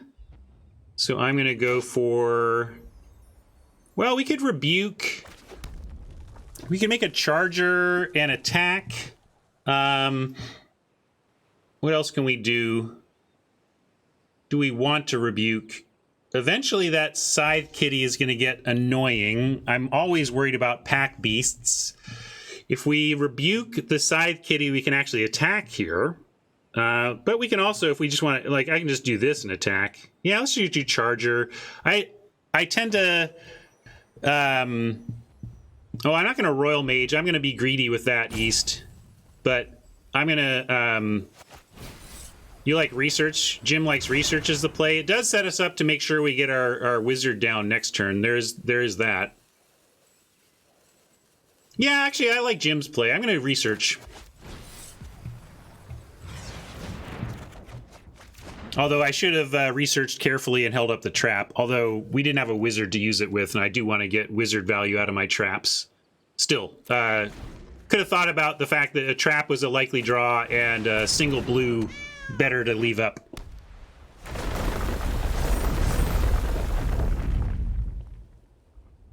If they send Scythe Kitty, okay. I'm actually going to block here because I don't have action. I have enough action in hand to kill one of these, but not two.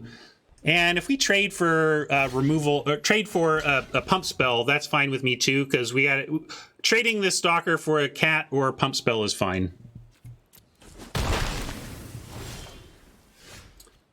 Fizzy Wizzy.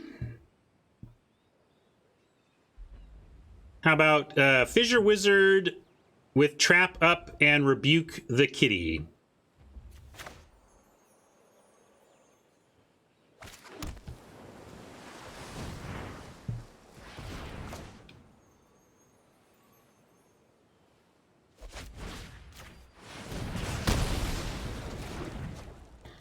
Are we pitching anything to the wizard? I kind of like our hand, so I'm going to say no.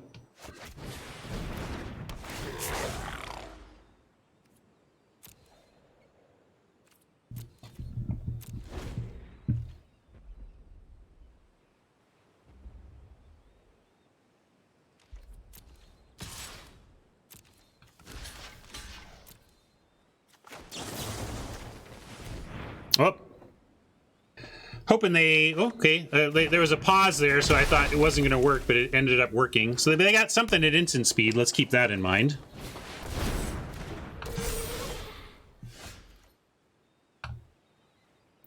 Charger... Or Wizard and start threatening... Or we could Royal Mage... Kick Royal Mage, get Field Research back or Rebuke back. Rebuke takes care of the colony. We could also Wizard now and figure out what to do with Royal Mage after the game unfolds a little more. Kick Charger sending is another. I like to do. I kind of like to finish with the kicked Charger.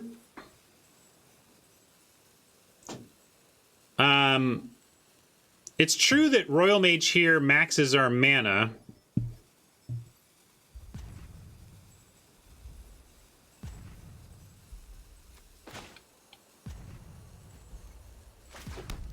It's true. We don't need to be ahead in the race, though. We just need to be ahead on controlling the game. All right, let's do... can't do Rebuke and Kick Charger, though. That. Oh, we do have the pathway, so we can. Yeah. I like it. I'm going to do that.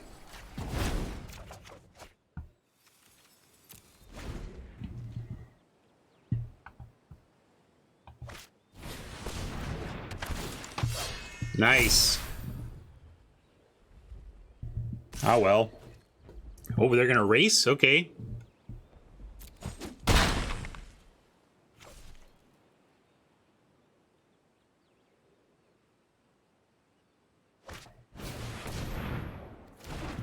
Bringing back kitties over there. We got an Electromancer. Only wizards, so 4, 5, 6, 7, 6, 5, 4, 5. So we could go... Electromancer, Kick Charger.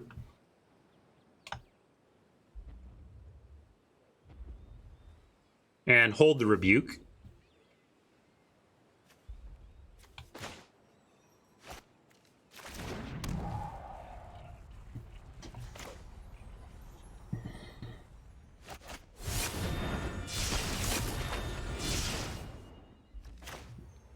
Or we could unkick the Charger and have the and Rebuke, but no, we don't need. We're not casting Rebuke this turn, so this is fine. The other thing we do is just play the Wizard, but this is good, especially with the trample.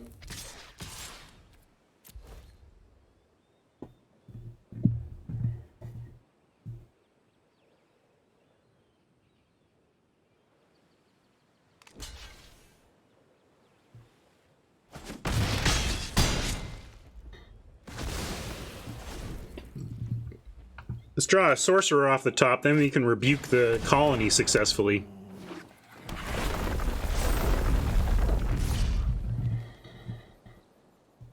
Looks like they're just going full race, though. Yeah, I don't know. I don't mind that. I think we rebuke and send the charger, see if they want to trade. I guess we don't even need to rebuke yet. We just send the charger. Although if they have pump, it would be good to know about it pre-combat, not just send charger into a pumped scythe cat or a pumped colony. They might just wait anyway, but I'm gonna, especially since we can still play the wizard, I'm gonna rebuke and then play the wizard post-combat.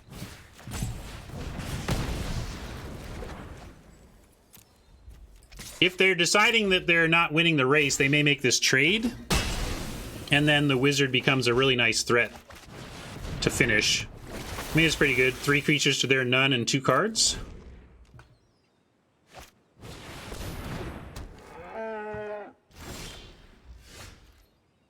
Diviner is nice. It'll launch the wizard.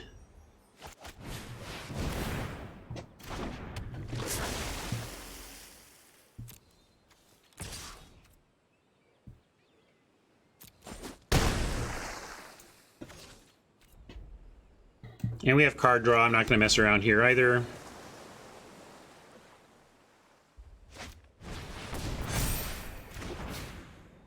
Really, we just want stuff to get in the air, fly over the ox, put him 7 in the air. Never mind. Well, we got 1 natural flyer still trying to go the distance here, but Oppo keeps drawing answers.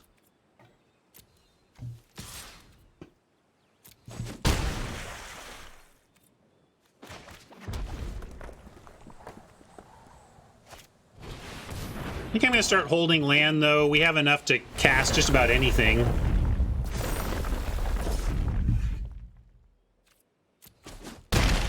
They're doing what they can to race. Oh, come on. Not like this deck.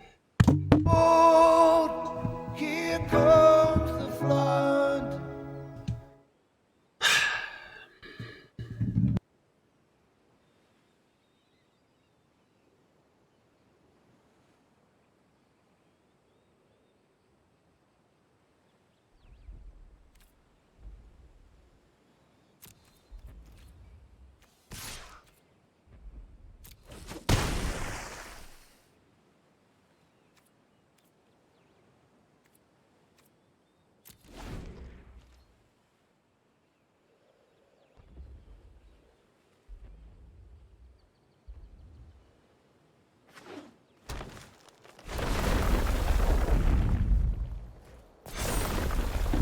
That was weird. That was an accidental mute somehow. Sorry.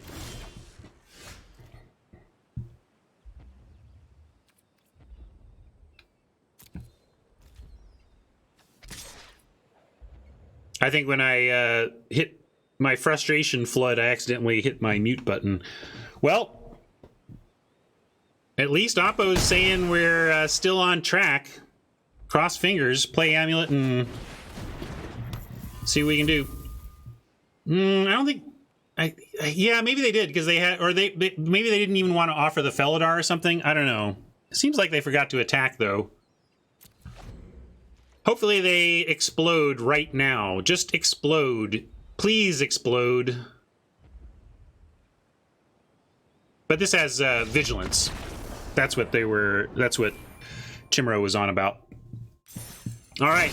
They didn't have enough for the final flyer. We got to the 5 wins. I was saying at least 5 wins is what I wanted from this deck, and we got there. So, nice. And made it to Platinum on the way. Let's do a profit meme.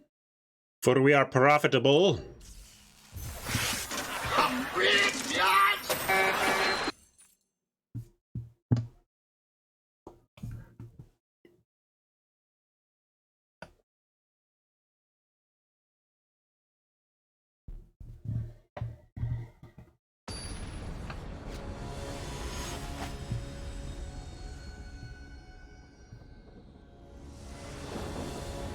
I have not seen The Boys, but it is on my watch list. My son wants to watch that with me, so we're going to be watching that coming up. I'm going to keep this.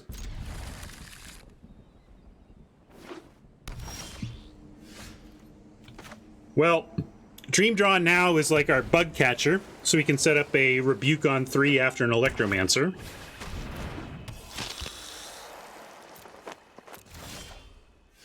No Dream Draw, so now do we want to Rebuke the Stalker? The argument for rebuking the Stalker is that we have our plan, you know, our next few turns are kind of covered. Although I should have waited. We might want to play the Warrior Land, and if we're not going to rebuke, I maybe should have played the Warrior Land this turn, so that's something to think about. We have enough removal, and I'm going to rebuke. We're just, we're busy with our mana for the next several turns, and I don't necessarily want to block and trade with an Electromancer here, so I should rebuke it. I want to keep the Electromancer up for Chilling Trap shenanigans. Kind of want a basic land off the top, though, if I could make a request. Thank you, deck. Perfect. Then we can keep being greedy on Warrior Land for a bit. We could Geyser Mage, so there's... Yeah, whatever. We're going to... No value Electromancer here.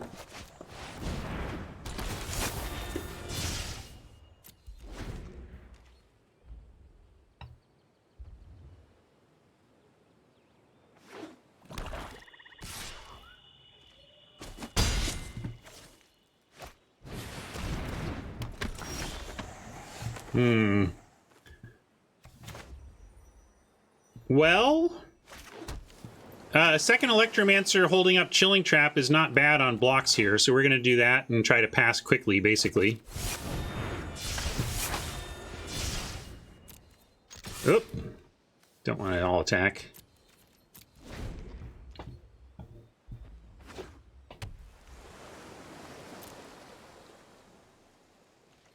Well, we paused. Looks like they don't want to offer the trade, or they're sniffing the Chilling Trap. Nice follow here, though. Rock Slide Sorcerer with Chilling Trap still up. And we at least play around the spell land, the Force Spike spell land.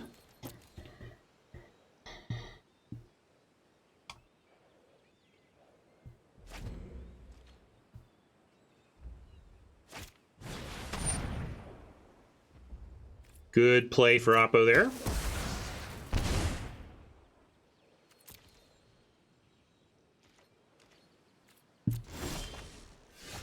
Royal Eruption, you say?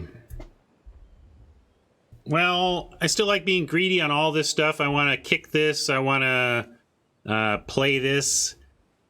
Question is, are we erupting anything here? With Oppo being uninterested in attacking, I think we just hold.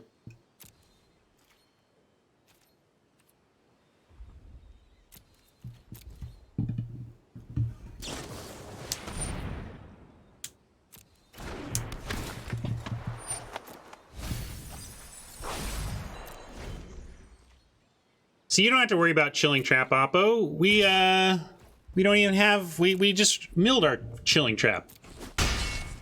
Now I might want to erupt that. Or that. That's what we erupt.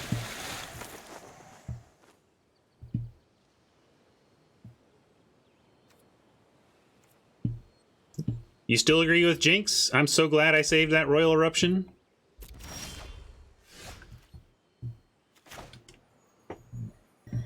Gonna go Mystic. If we play Mystic, we don't have Chilling Trap up for the possible, but we have Mystic for the Sky Dancer, so I'm gonna play it. Ooh, pause from Oppo, although they have tap stuff, right? Yeah. Infiltrator explains the pause.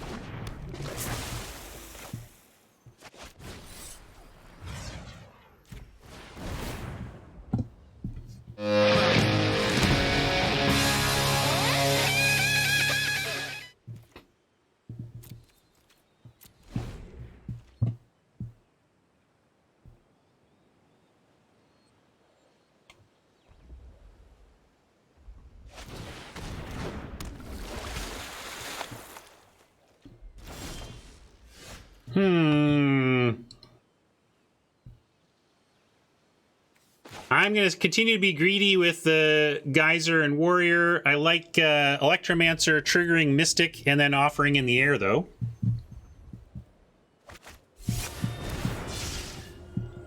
I mean, you could argue that we shouldn't. Like, it's 4 for 3. I don't know. What do you think? Are we sending with the Mystic or leaving it back on D?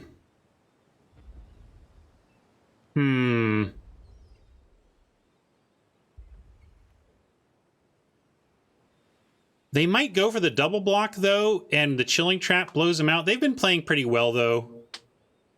Although tanking right now is actually helping sell the possible double block.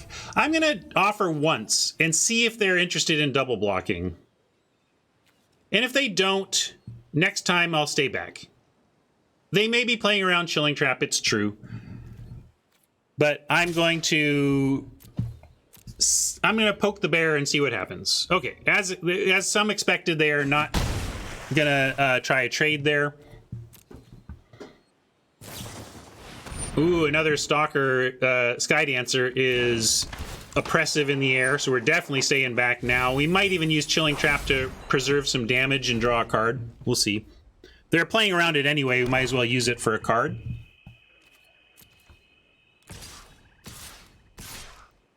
But if they're doing that... Yeah, we already have one dead sorcerer. Boy. And we're gonna... Any land we start... Like, we bounce their stuff too. I don't know if I care about trapping here. Although, if we get our land, we have our plan. Trap on our turn is extra damage for the Mystic.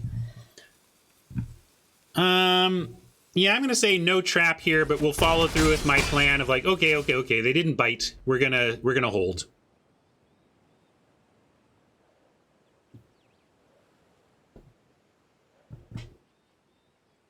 Jinx likes swing all. You want to crack back? What do we get out of that?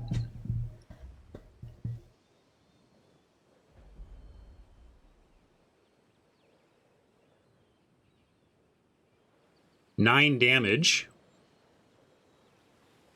but I don't see 13 damage, so I don't like a big crackback here.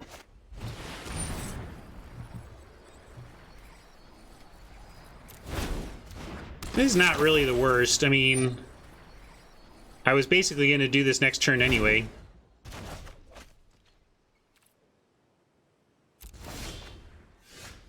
Here you go. How about Amulet, Mystic? They're out of cards. They're playing around Trap, but our Mystic blocks everything naturally, and the Amulet's going to start to go nuts on this board if we can survive.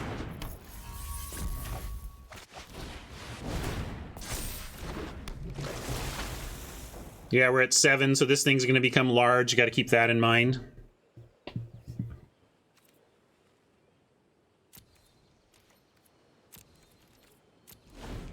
Its butt doesn't get big, though, so we can double block it in 2 for 1 if we have to.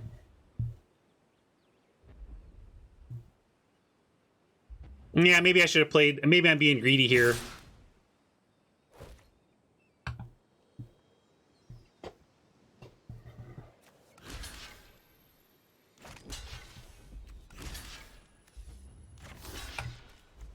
I kind of stopped looking at it as land.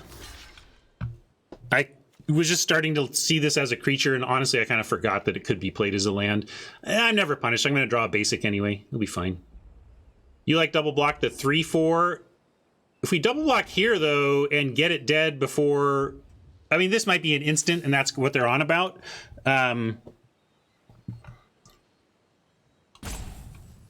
But... yeah, I don't know. You want to block and kill this. I want to block and kill the thing that becomes a 5 power. But this is a higher toughness, so the Amulet more likely to be able to eventually take this out. I'm going to go with my line, though. I don't know.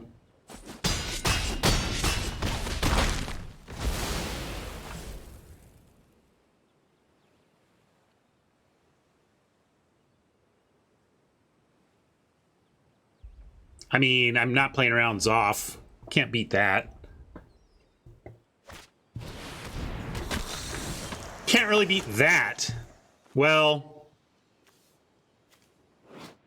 good card.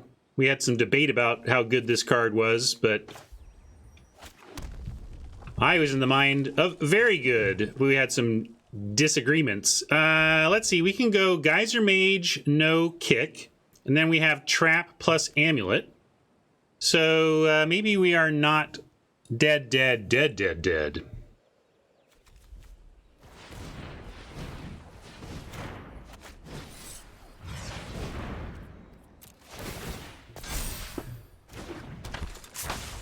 we need to like trap the sneak, put another counter on the amulet, and kill the rogue, and then block the flyer and the ground dude. Yeah, we're only mostly dead. Your friend here is only mostly dead. Only mostly. We're totally gonna win this game. Now, this username is Solola. Good old buddy of mine from my Surreal Software days was named Joe Sola, and he was a big Magic player. I kind of wonder if this is Joe Sola being some weird username.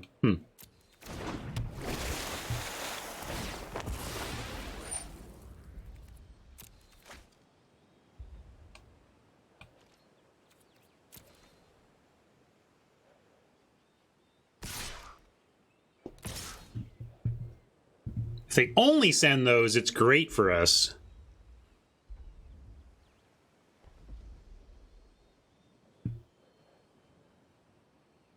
Oh, I'm assuming all out that all out is what I'm afraid of. But if they leave the flyers back, that's great.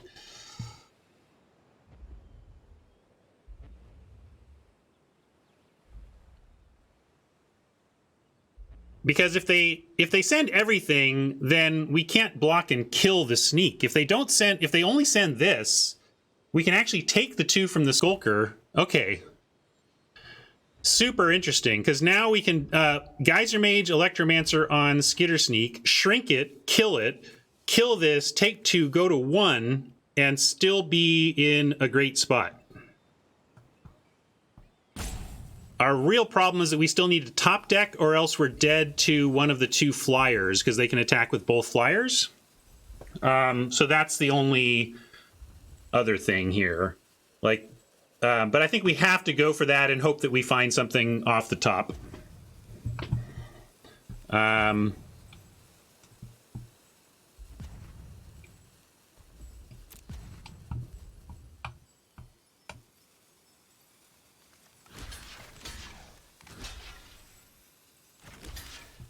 You want to block the 2/2 rogue and trade for it, but then we can't handle the flyers next turn.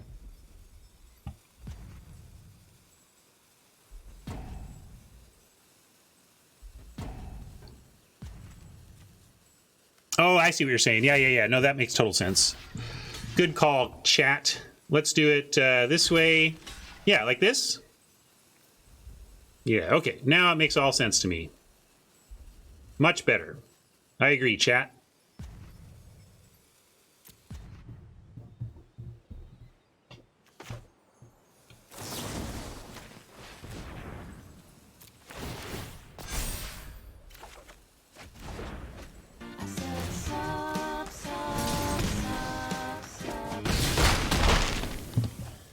You've activated my trap card. It's a trap. Oh, baby. It's a trap.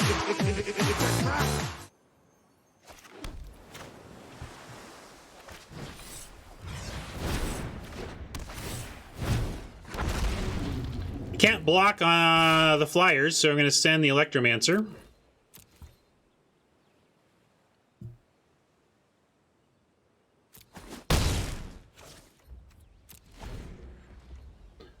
Can we hold? Can we hold? Hold. Give me something to put a counter on the amulet. I want to clear this air. We got to clear the air.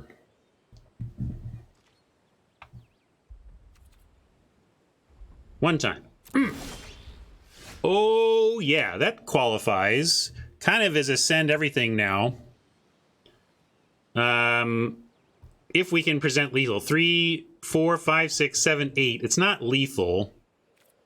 But we can send the Electromancer.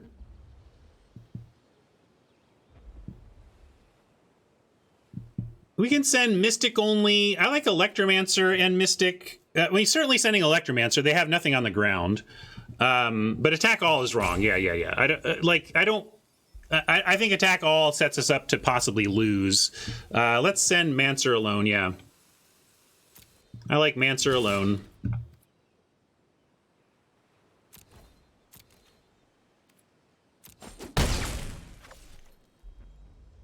And leave Warrior, because we could play Warrior and have Trap up. I'm going to play Warrior and have Trap up.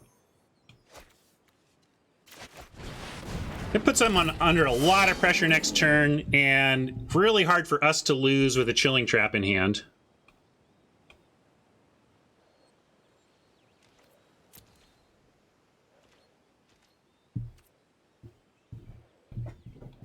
Could Trap to get a counter on the Amulet now?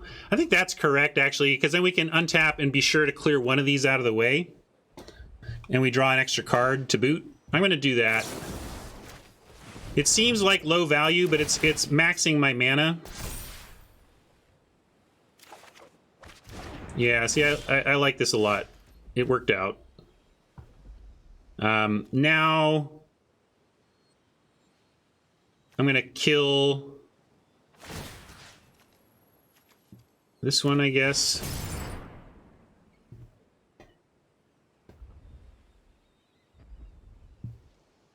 Well, we can only fire off the Amulet once per turn, though. We can't wipe their board. We can set up for another Amulet next turn.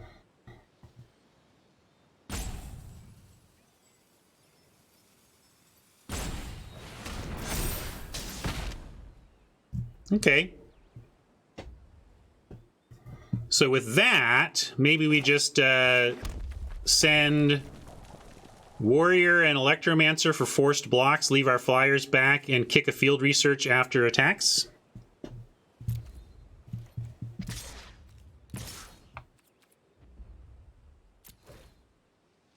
Hodge says wait. I almost waited there to see if anybody had anything else to say, but I like this line is fine.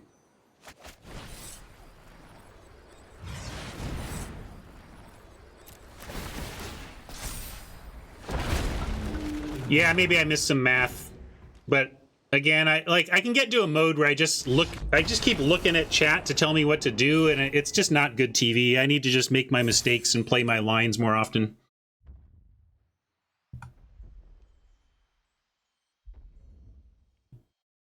And sometimes I'll miss stuff, and then chat will find it, and we'll talk about it and see what we could have done. But it's better than me getting to a spot where I'm like, what should I do, chat? What should I do, chat, right? All right, 6 wins. I knew 7 was possible with this deck. It's real good, and 6 at least shows that.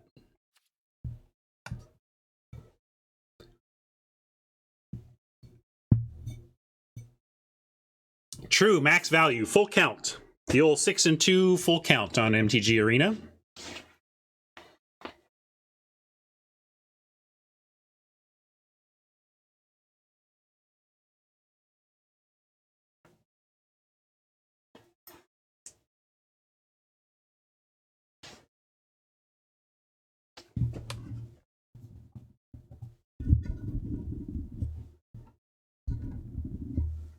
But it just goes to show how sometimes there are blowouts, of course, in this game. But man, this game comes down to the inches of our minute choices sometimes. Just giving yourself, it's like every little decision you make nudges your percent expectation to win or lose the game a little bit.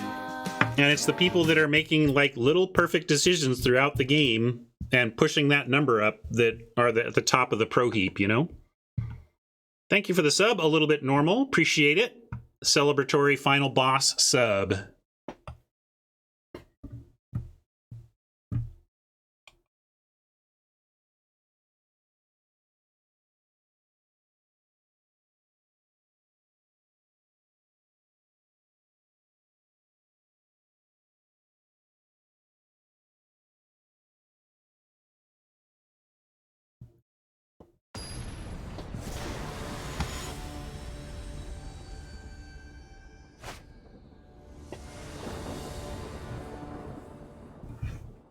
All right, this looks great. Amulet on 2, trap at the ready, field research and Mancer. Love it, love it, love it. I even like kind of like being on the draw here if we don't get run over. That's scary. That's kind of a run over color, but Fissure Wizard presents Amulet into Fissure Wizard with trap on 3. Also incredible.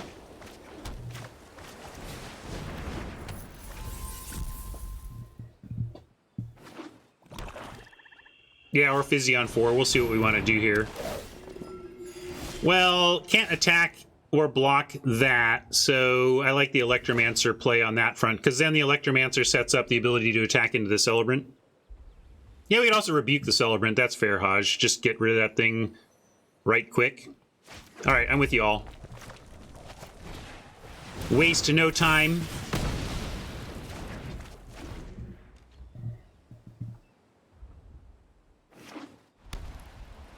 It's such a key card for Clerics, right? This, not so much being a key card for Clerics. Neither this. I don't know. Another place where we could Chilling Trap just to put a counter on the Amulet to kill something, but I think we can be patient here. We're not under a lot of pressure, nor are we trying to play a tempo game, so we'll be greedy on the trap. Missing on land here. Could Field Research. I think we can take a turn off of defending ourselves to find our land.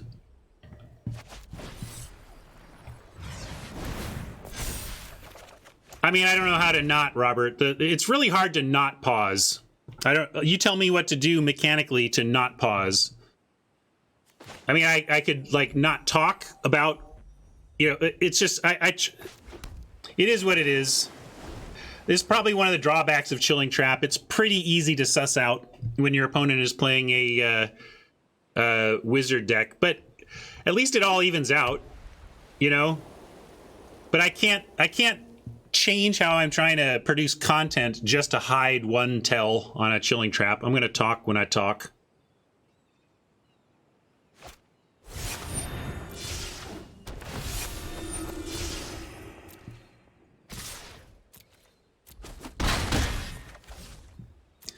They don't know if it's Chilling Trap or Duelist, but we are in a wizard deck, so it should be somewhat clear what's going on here. Now I kind of like Fizzy pitching even something like Seafloor Stalker. We get a third counter here. Maybe we just kill the Banneret, though. I have to go to this for that one. Blah, blah, blah. Blah, blah, blah. No, blah, blah, blah!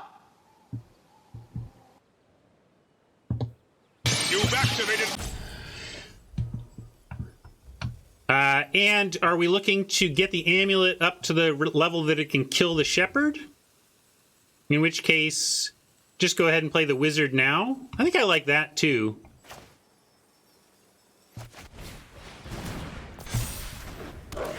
Trouble with Electro into Fizzy is that it doesn't leave the Amulet up. I like leaving the Amulet up, but maybe I shouldn't. I don't know. Or maybe I should have left 2 Chilling Traps up. We got all these traps. I like where we're at, though, here in terms of presenting potential trouble for Oppo.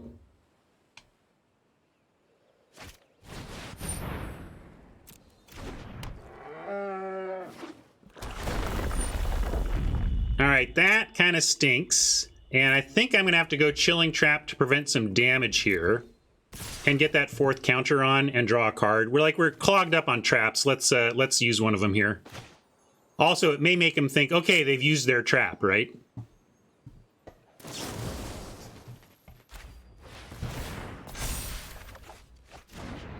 Got some land. That's good to see. All right, we're getting our land unclogged. That's really nice. I think we use Amulet on Ox or Shepherd. Yeah, I think we have to kill Ox so that we can leave our blocks up, right? So let's kill the Ox now.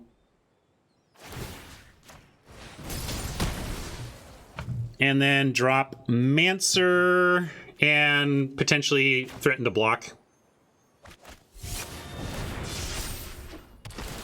Nothing to do with the Mancer mana, but nice to have a blocker, and gotta leave... Well, I don't need to leave this back if we're looking to threaten to block the banneret specifically. Do we need to leave both back is what I'm trying to figure out here. Because I don't even want to block the Mucklord and let the heroes get bigger.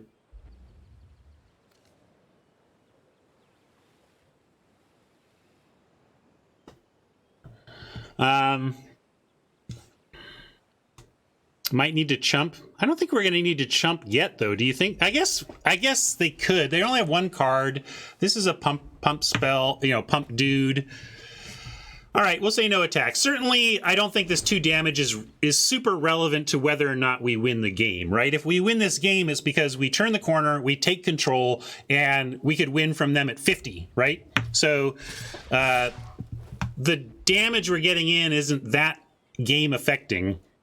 And this is suggesting that this is all about offering the Mucklord. We can double block, and Mucklord becomes 3 power and gets both of these. It's a 2-for-1. I don't love that. I think we just take 5 here, go to 9 and untap with a bunch of action.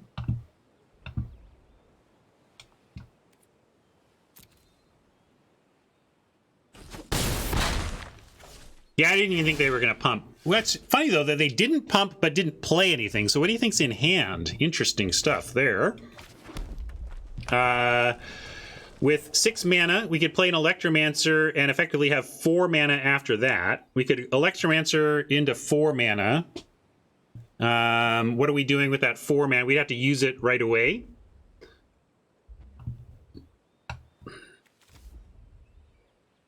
I do like the Electromancer, though, holding up traps.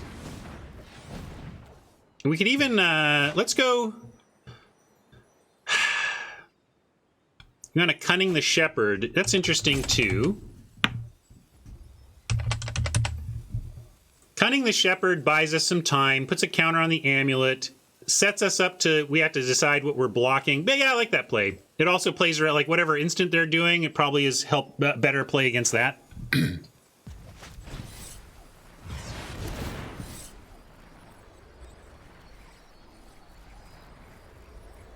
I like the removal read, and so therefore I do like the Shepherd bounce. I think they're on removal, and we need to bounce the Shepherd to reduce the damage we're taking.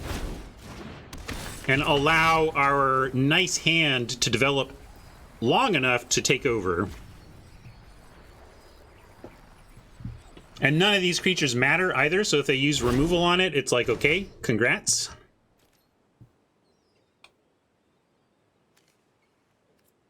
Field Research could be returned with the Royal Mage if we get if we survive long enough. Boy, Mind Drain off the top would suck, but even that's not the worst. We ditch like Trap and Electromancer and still have a pretty good hand.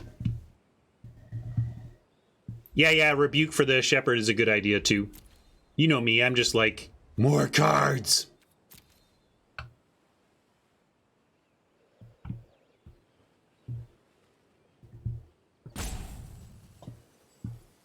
They're also worried now because they see the amulet and know that if they tap out below pump that we can get the banneret. But I'm not even sure we're interested in the banneret. There's the Deadly Alliance we were all expecting. But Math, think about this. More cards.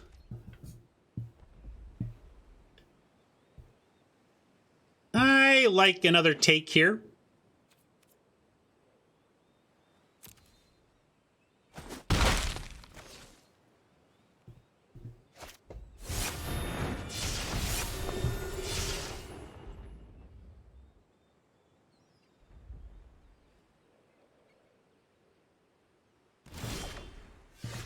Roosty boy.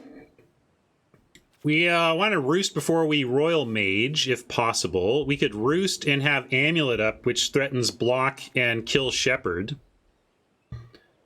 Fenner says not a roost time, but Fenner, we could have Amulet and 2/2 flyer up for Shepherd. But we could also Electromancer and Chilling Trap and immediately go to 4 and just kill it outright, right? Yeah, all right, we'll do that.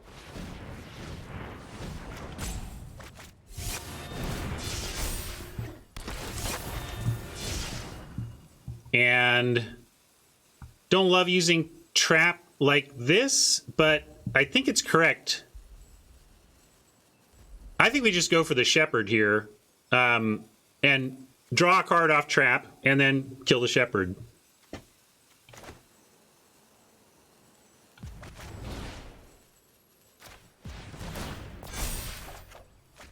Royal Eruption, very nice. And are we doing any kind of attacking? Nah, with Chilling Trap number 2 here, we probably just hold back, although we could send... you want to swing all. That's pretty aggressive to swing all 7 to 29. But we can send something. Well, you can send all in the sense that we can't send Electromancer. Yeah, Electromancer is 6, so it stays back. So maybe we do send both. When I said swing all, I was thinking that we'd somehow send all 3, but I think we can send 2. With the Chilling Trap, we're not taking that much risk here. We're not dead to some sweet removal pump or whatever. Like, we have the Chilling Trap in that instance.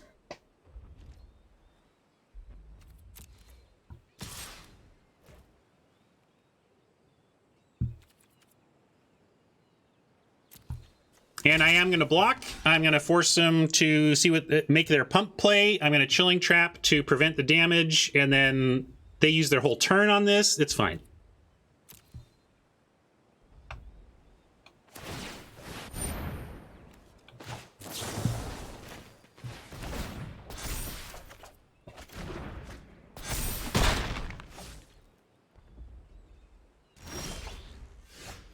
Hey, buddy, how you doing? Would you like to kill a banneret today?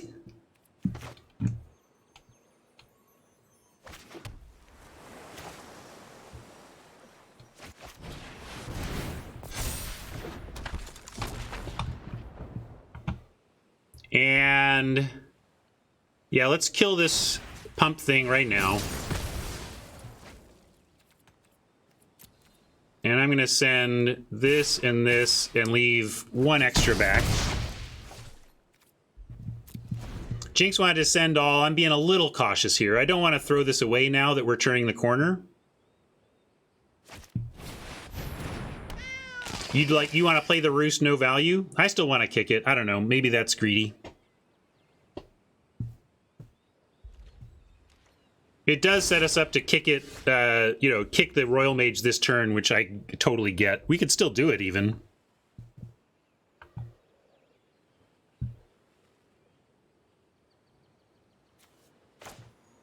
You can play this land.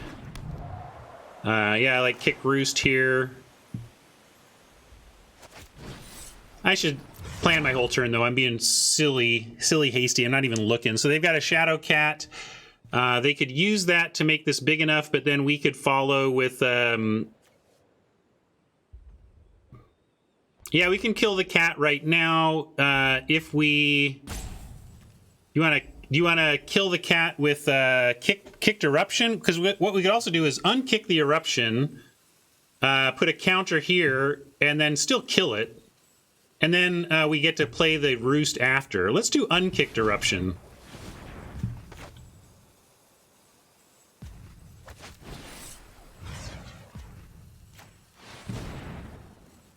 Watch. I don't know what you're talking. This is all fine.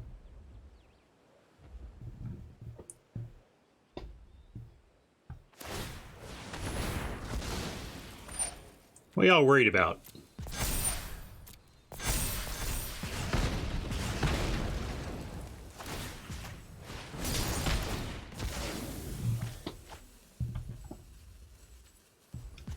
You didn't like that play? I thought that play was gas.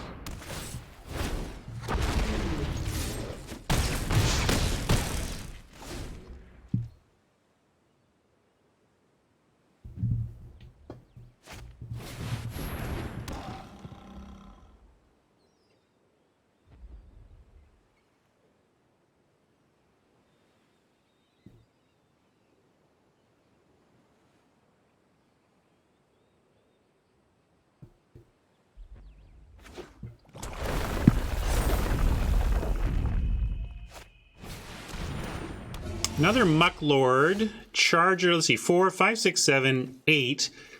Kick Charger gives us another Drake and an attack and an amulet. And they're at 8. They can block 5. They can block 1 of that. So this is 1 damage. And then 2, 3, 4, 5, 6, 7, 8, 9. Yeah, we got this. Okay.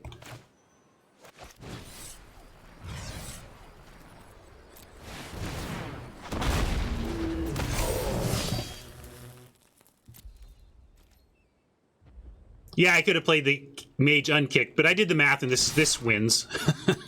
I'm going to go with win game.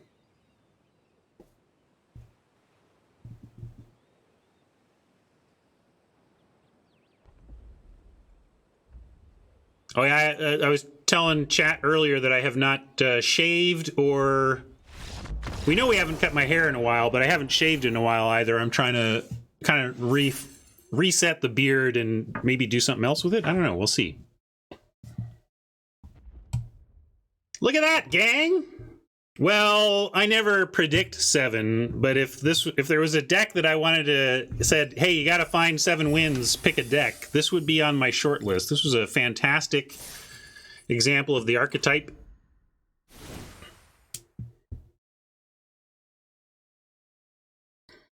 Yeah, actually, it's funny. I was going to say my one thing about masks, about the use of masks, is that it's helping me. It helps me figure out like imagine myself in a mustache, right? Because I can do this.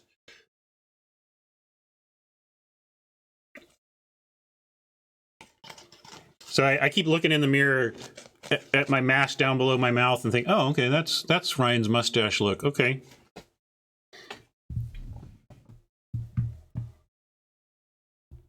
Anyway, look at this sweet deck. Thank you for being a great deck. We had fun with you. 7 wins, good times.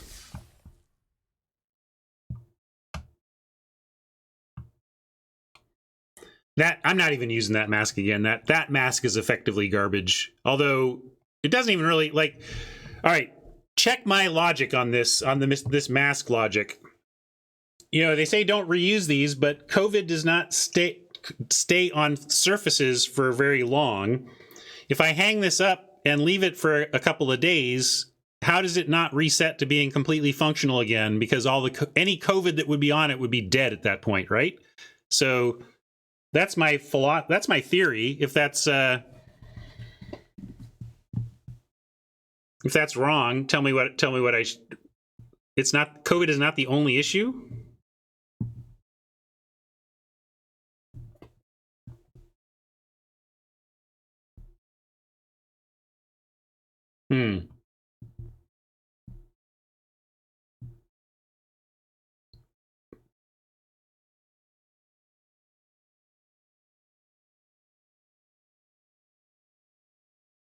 Leave the mask in the sun. Interesting. Well, we're getting into a mask chat here. I should say goodbye to YouTube instead of glaring at or staring at the chat scroll. Thanks for hanging out, YouTube friend. That was great. Let's claim this prize. We can look at our... How are we doing on... Maybe there's some packs to open here. Anything with a 10 on it? There we go. Zendikar Rising. Open 10. Glad you got over it, old fat guy. I'm really kind of paranoid right now, too. Let me finish saying goodbye to YouTube. Bye, YouTube. Thank you. We'll catch you in the next draft.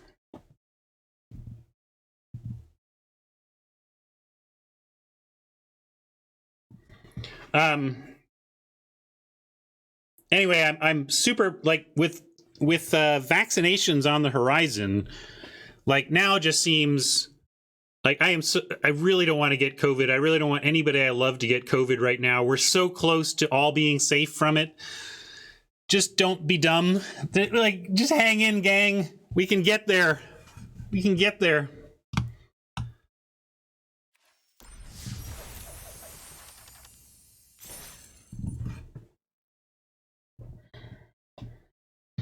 And, yeah, wear the masks. I know, Foil King. That's why I need to say it. It's a plea. I don't expect it to have 100% efficacy, but I gotta say it.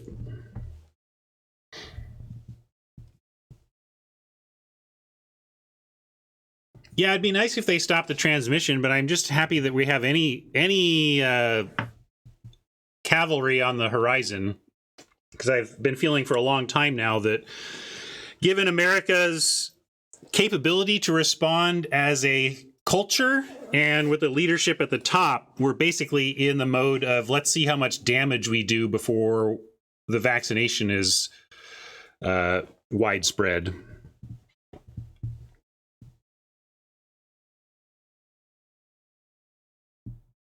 Yeah, exactly. It's if you're thinking about worried about your elders getting it, like worry about yourself. Nobody wants to get this. There's unknown long-term health consequences here that if you can just avoid it, avoid it. All right, I'm going to mention, as requested in the highlighted message, draft class. 1 spot remaining for draft class. So check out that in the Discord. Draft class is kind of, would it be fair to say it's like group drafting? Oh, Corbin's grandmother died? I'm sorry to hear that. Corbin is an acquaintance, but more like he's a closer friend to a lot of people that I'm like. He's a really good friend of Marshall's, for example. So a guy like Corbin is kind of one person removed from my tighter magic friend group. Sorry, Corbin.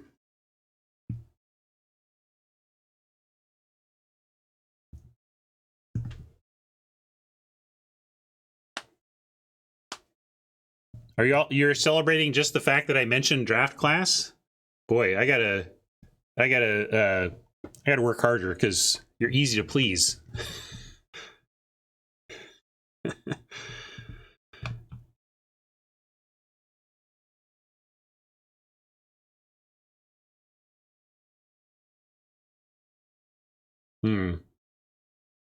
Reviewing logs, sure. Exactly. Corbin is often in the marsh log blog cliff or whatever we called that. Yep. All right, gang. A lot of fun today. I mean, max wins tend to be. How many times have I come to the end of a 7-win or max win event and gone, well, that sucked? I don't think I've ever said that because, you know, maxing out your wins just generally doesn't suck. That was fun. Fun to find our lane and then just kind of crush it. Our deck misbehaved a couple of times on mana. Not like we were... I mean, our opponents in those teams had good decks, too. So we had good opponents that hit us at a time where we were not at the right mana ratio and gave us a couple losses, but we got there. I'm going to see who we're going to raid. I didn't see any raid captain, so I'll decide today, it looks like. We can raid back Lola. He tends to go off the air at around the same time I do, though. So I feel like if I raid Lola, it's going to be like him saying he's just about to log off too. Let's send you to Tups today, then.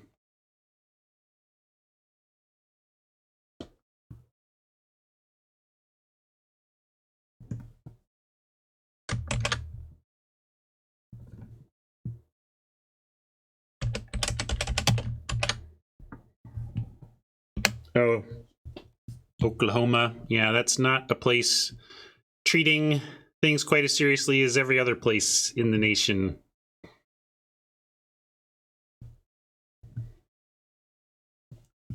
Free raid for Mama. And speaking of free, remember that there is gold for free in the deals section of the store. So if you haven't gone to the store to buy your free gold, don't let that arbitrage opportunity pass you by. Hit the store and buy it up. In fact, I don't think I've done it here yet either, but I'll go do that now. Oh, and I'm going to remember, somebody keeps reminding me, like, there's this lag, right? So for me, I hit raid now and wave and say goodbye, but I keep cutting myself off. I'm actually going to try and let the lag resolve itself and not go off the air until I have let my words finish. Thank you, everybody, and we will catch you tomorrow for the Cube Chat Gauntlet. Bye.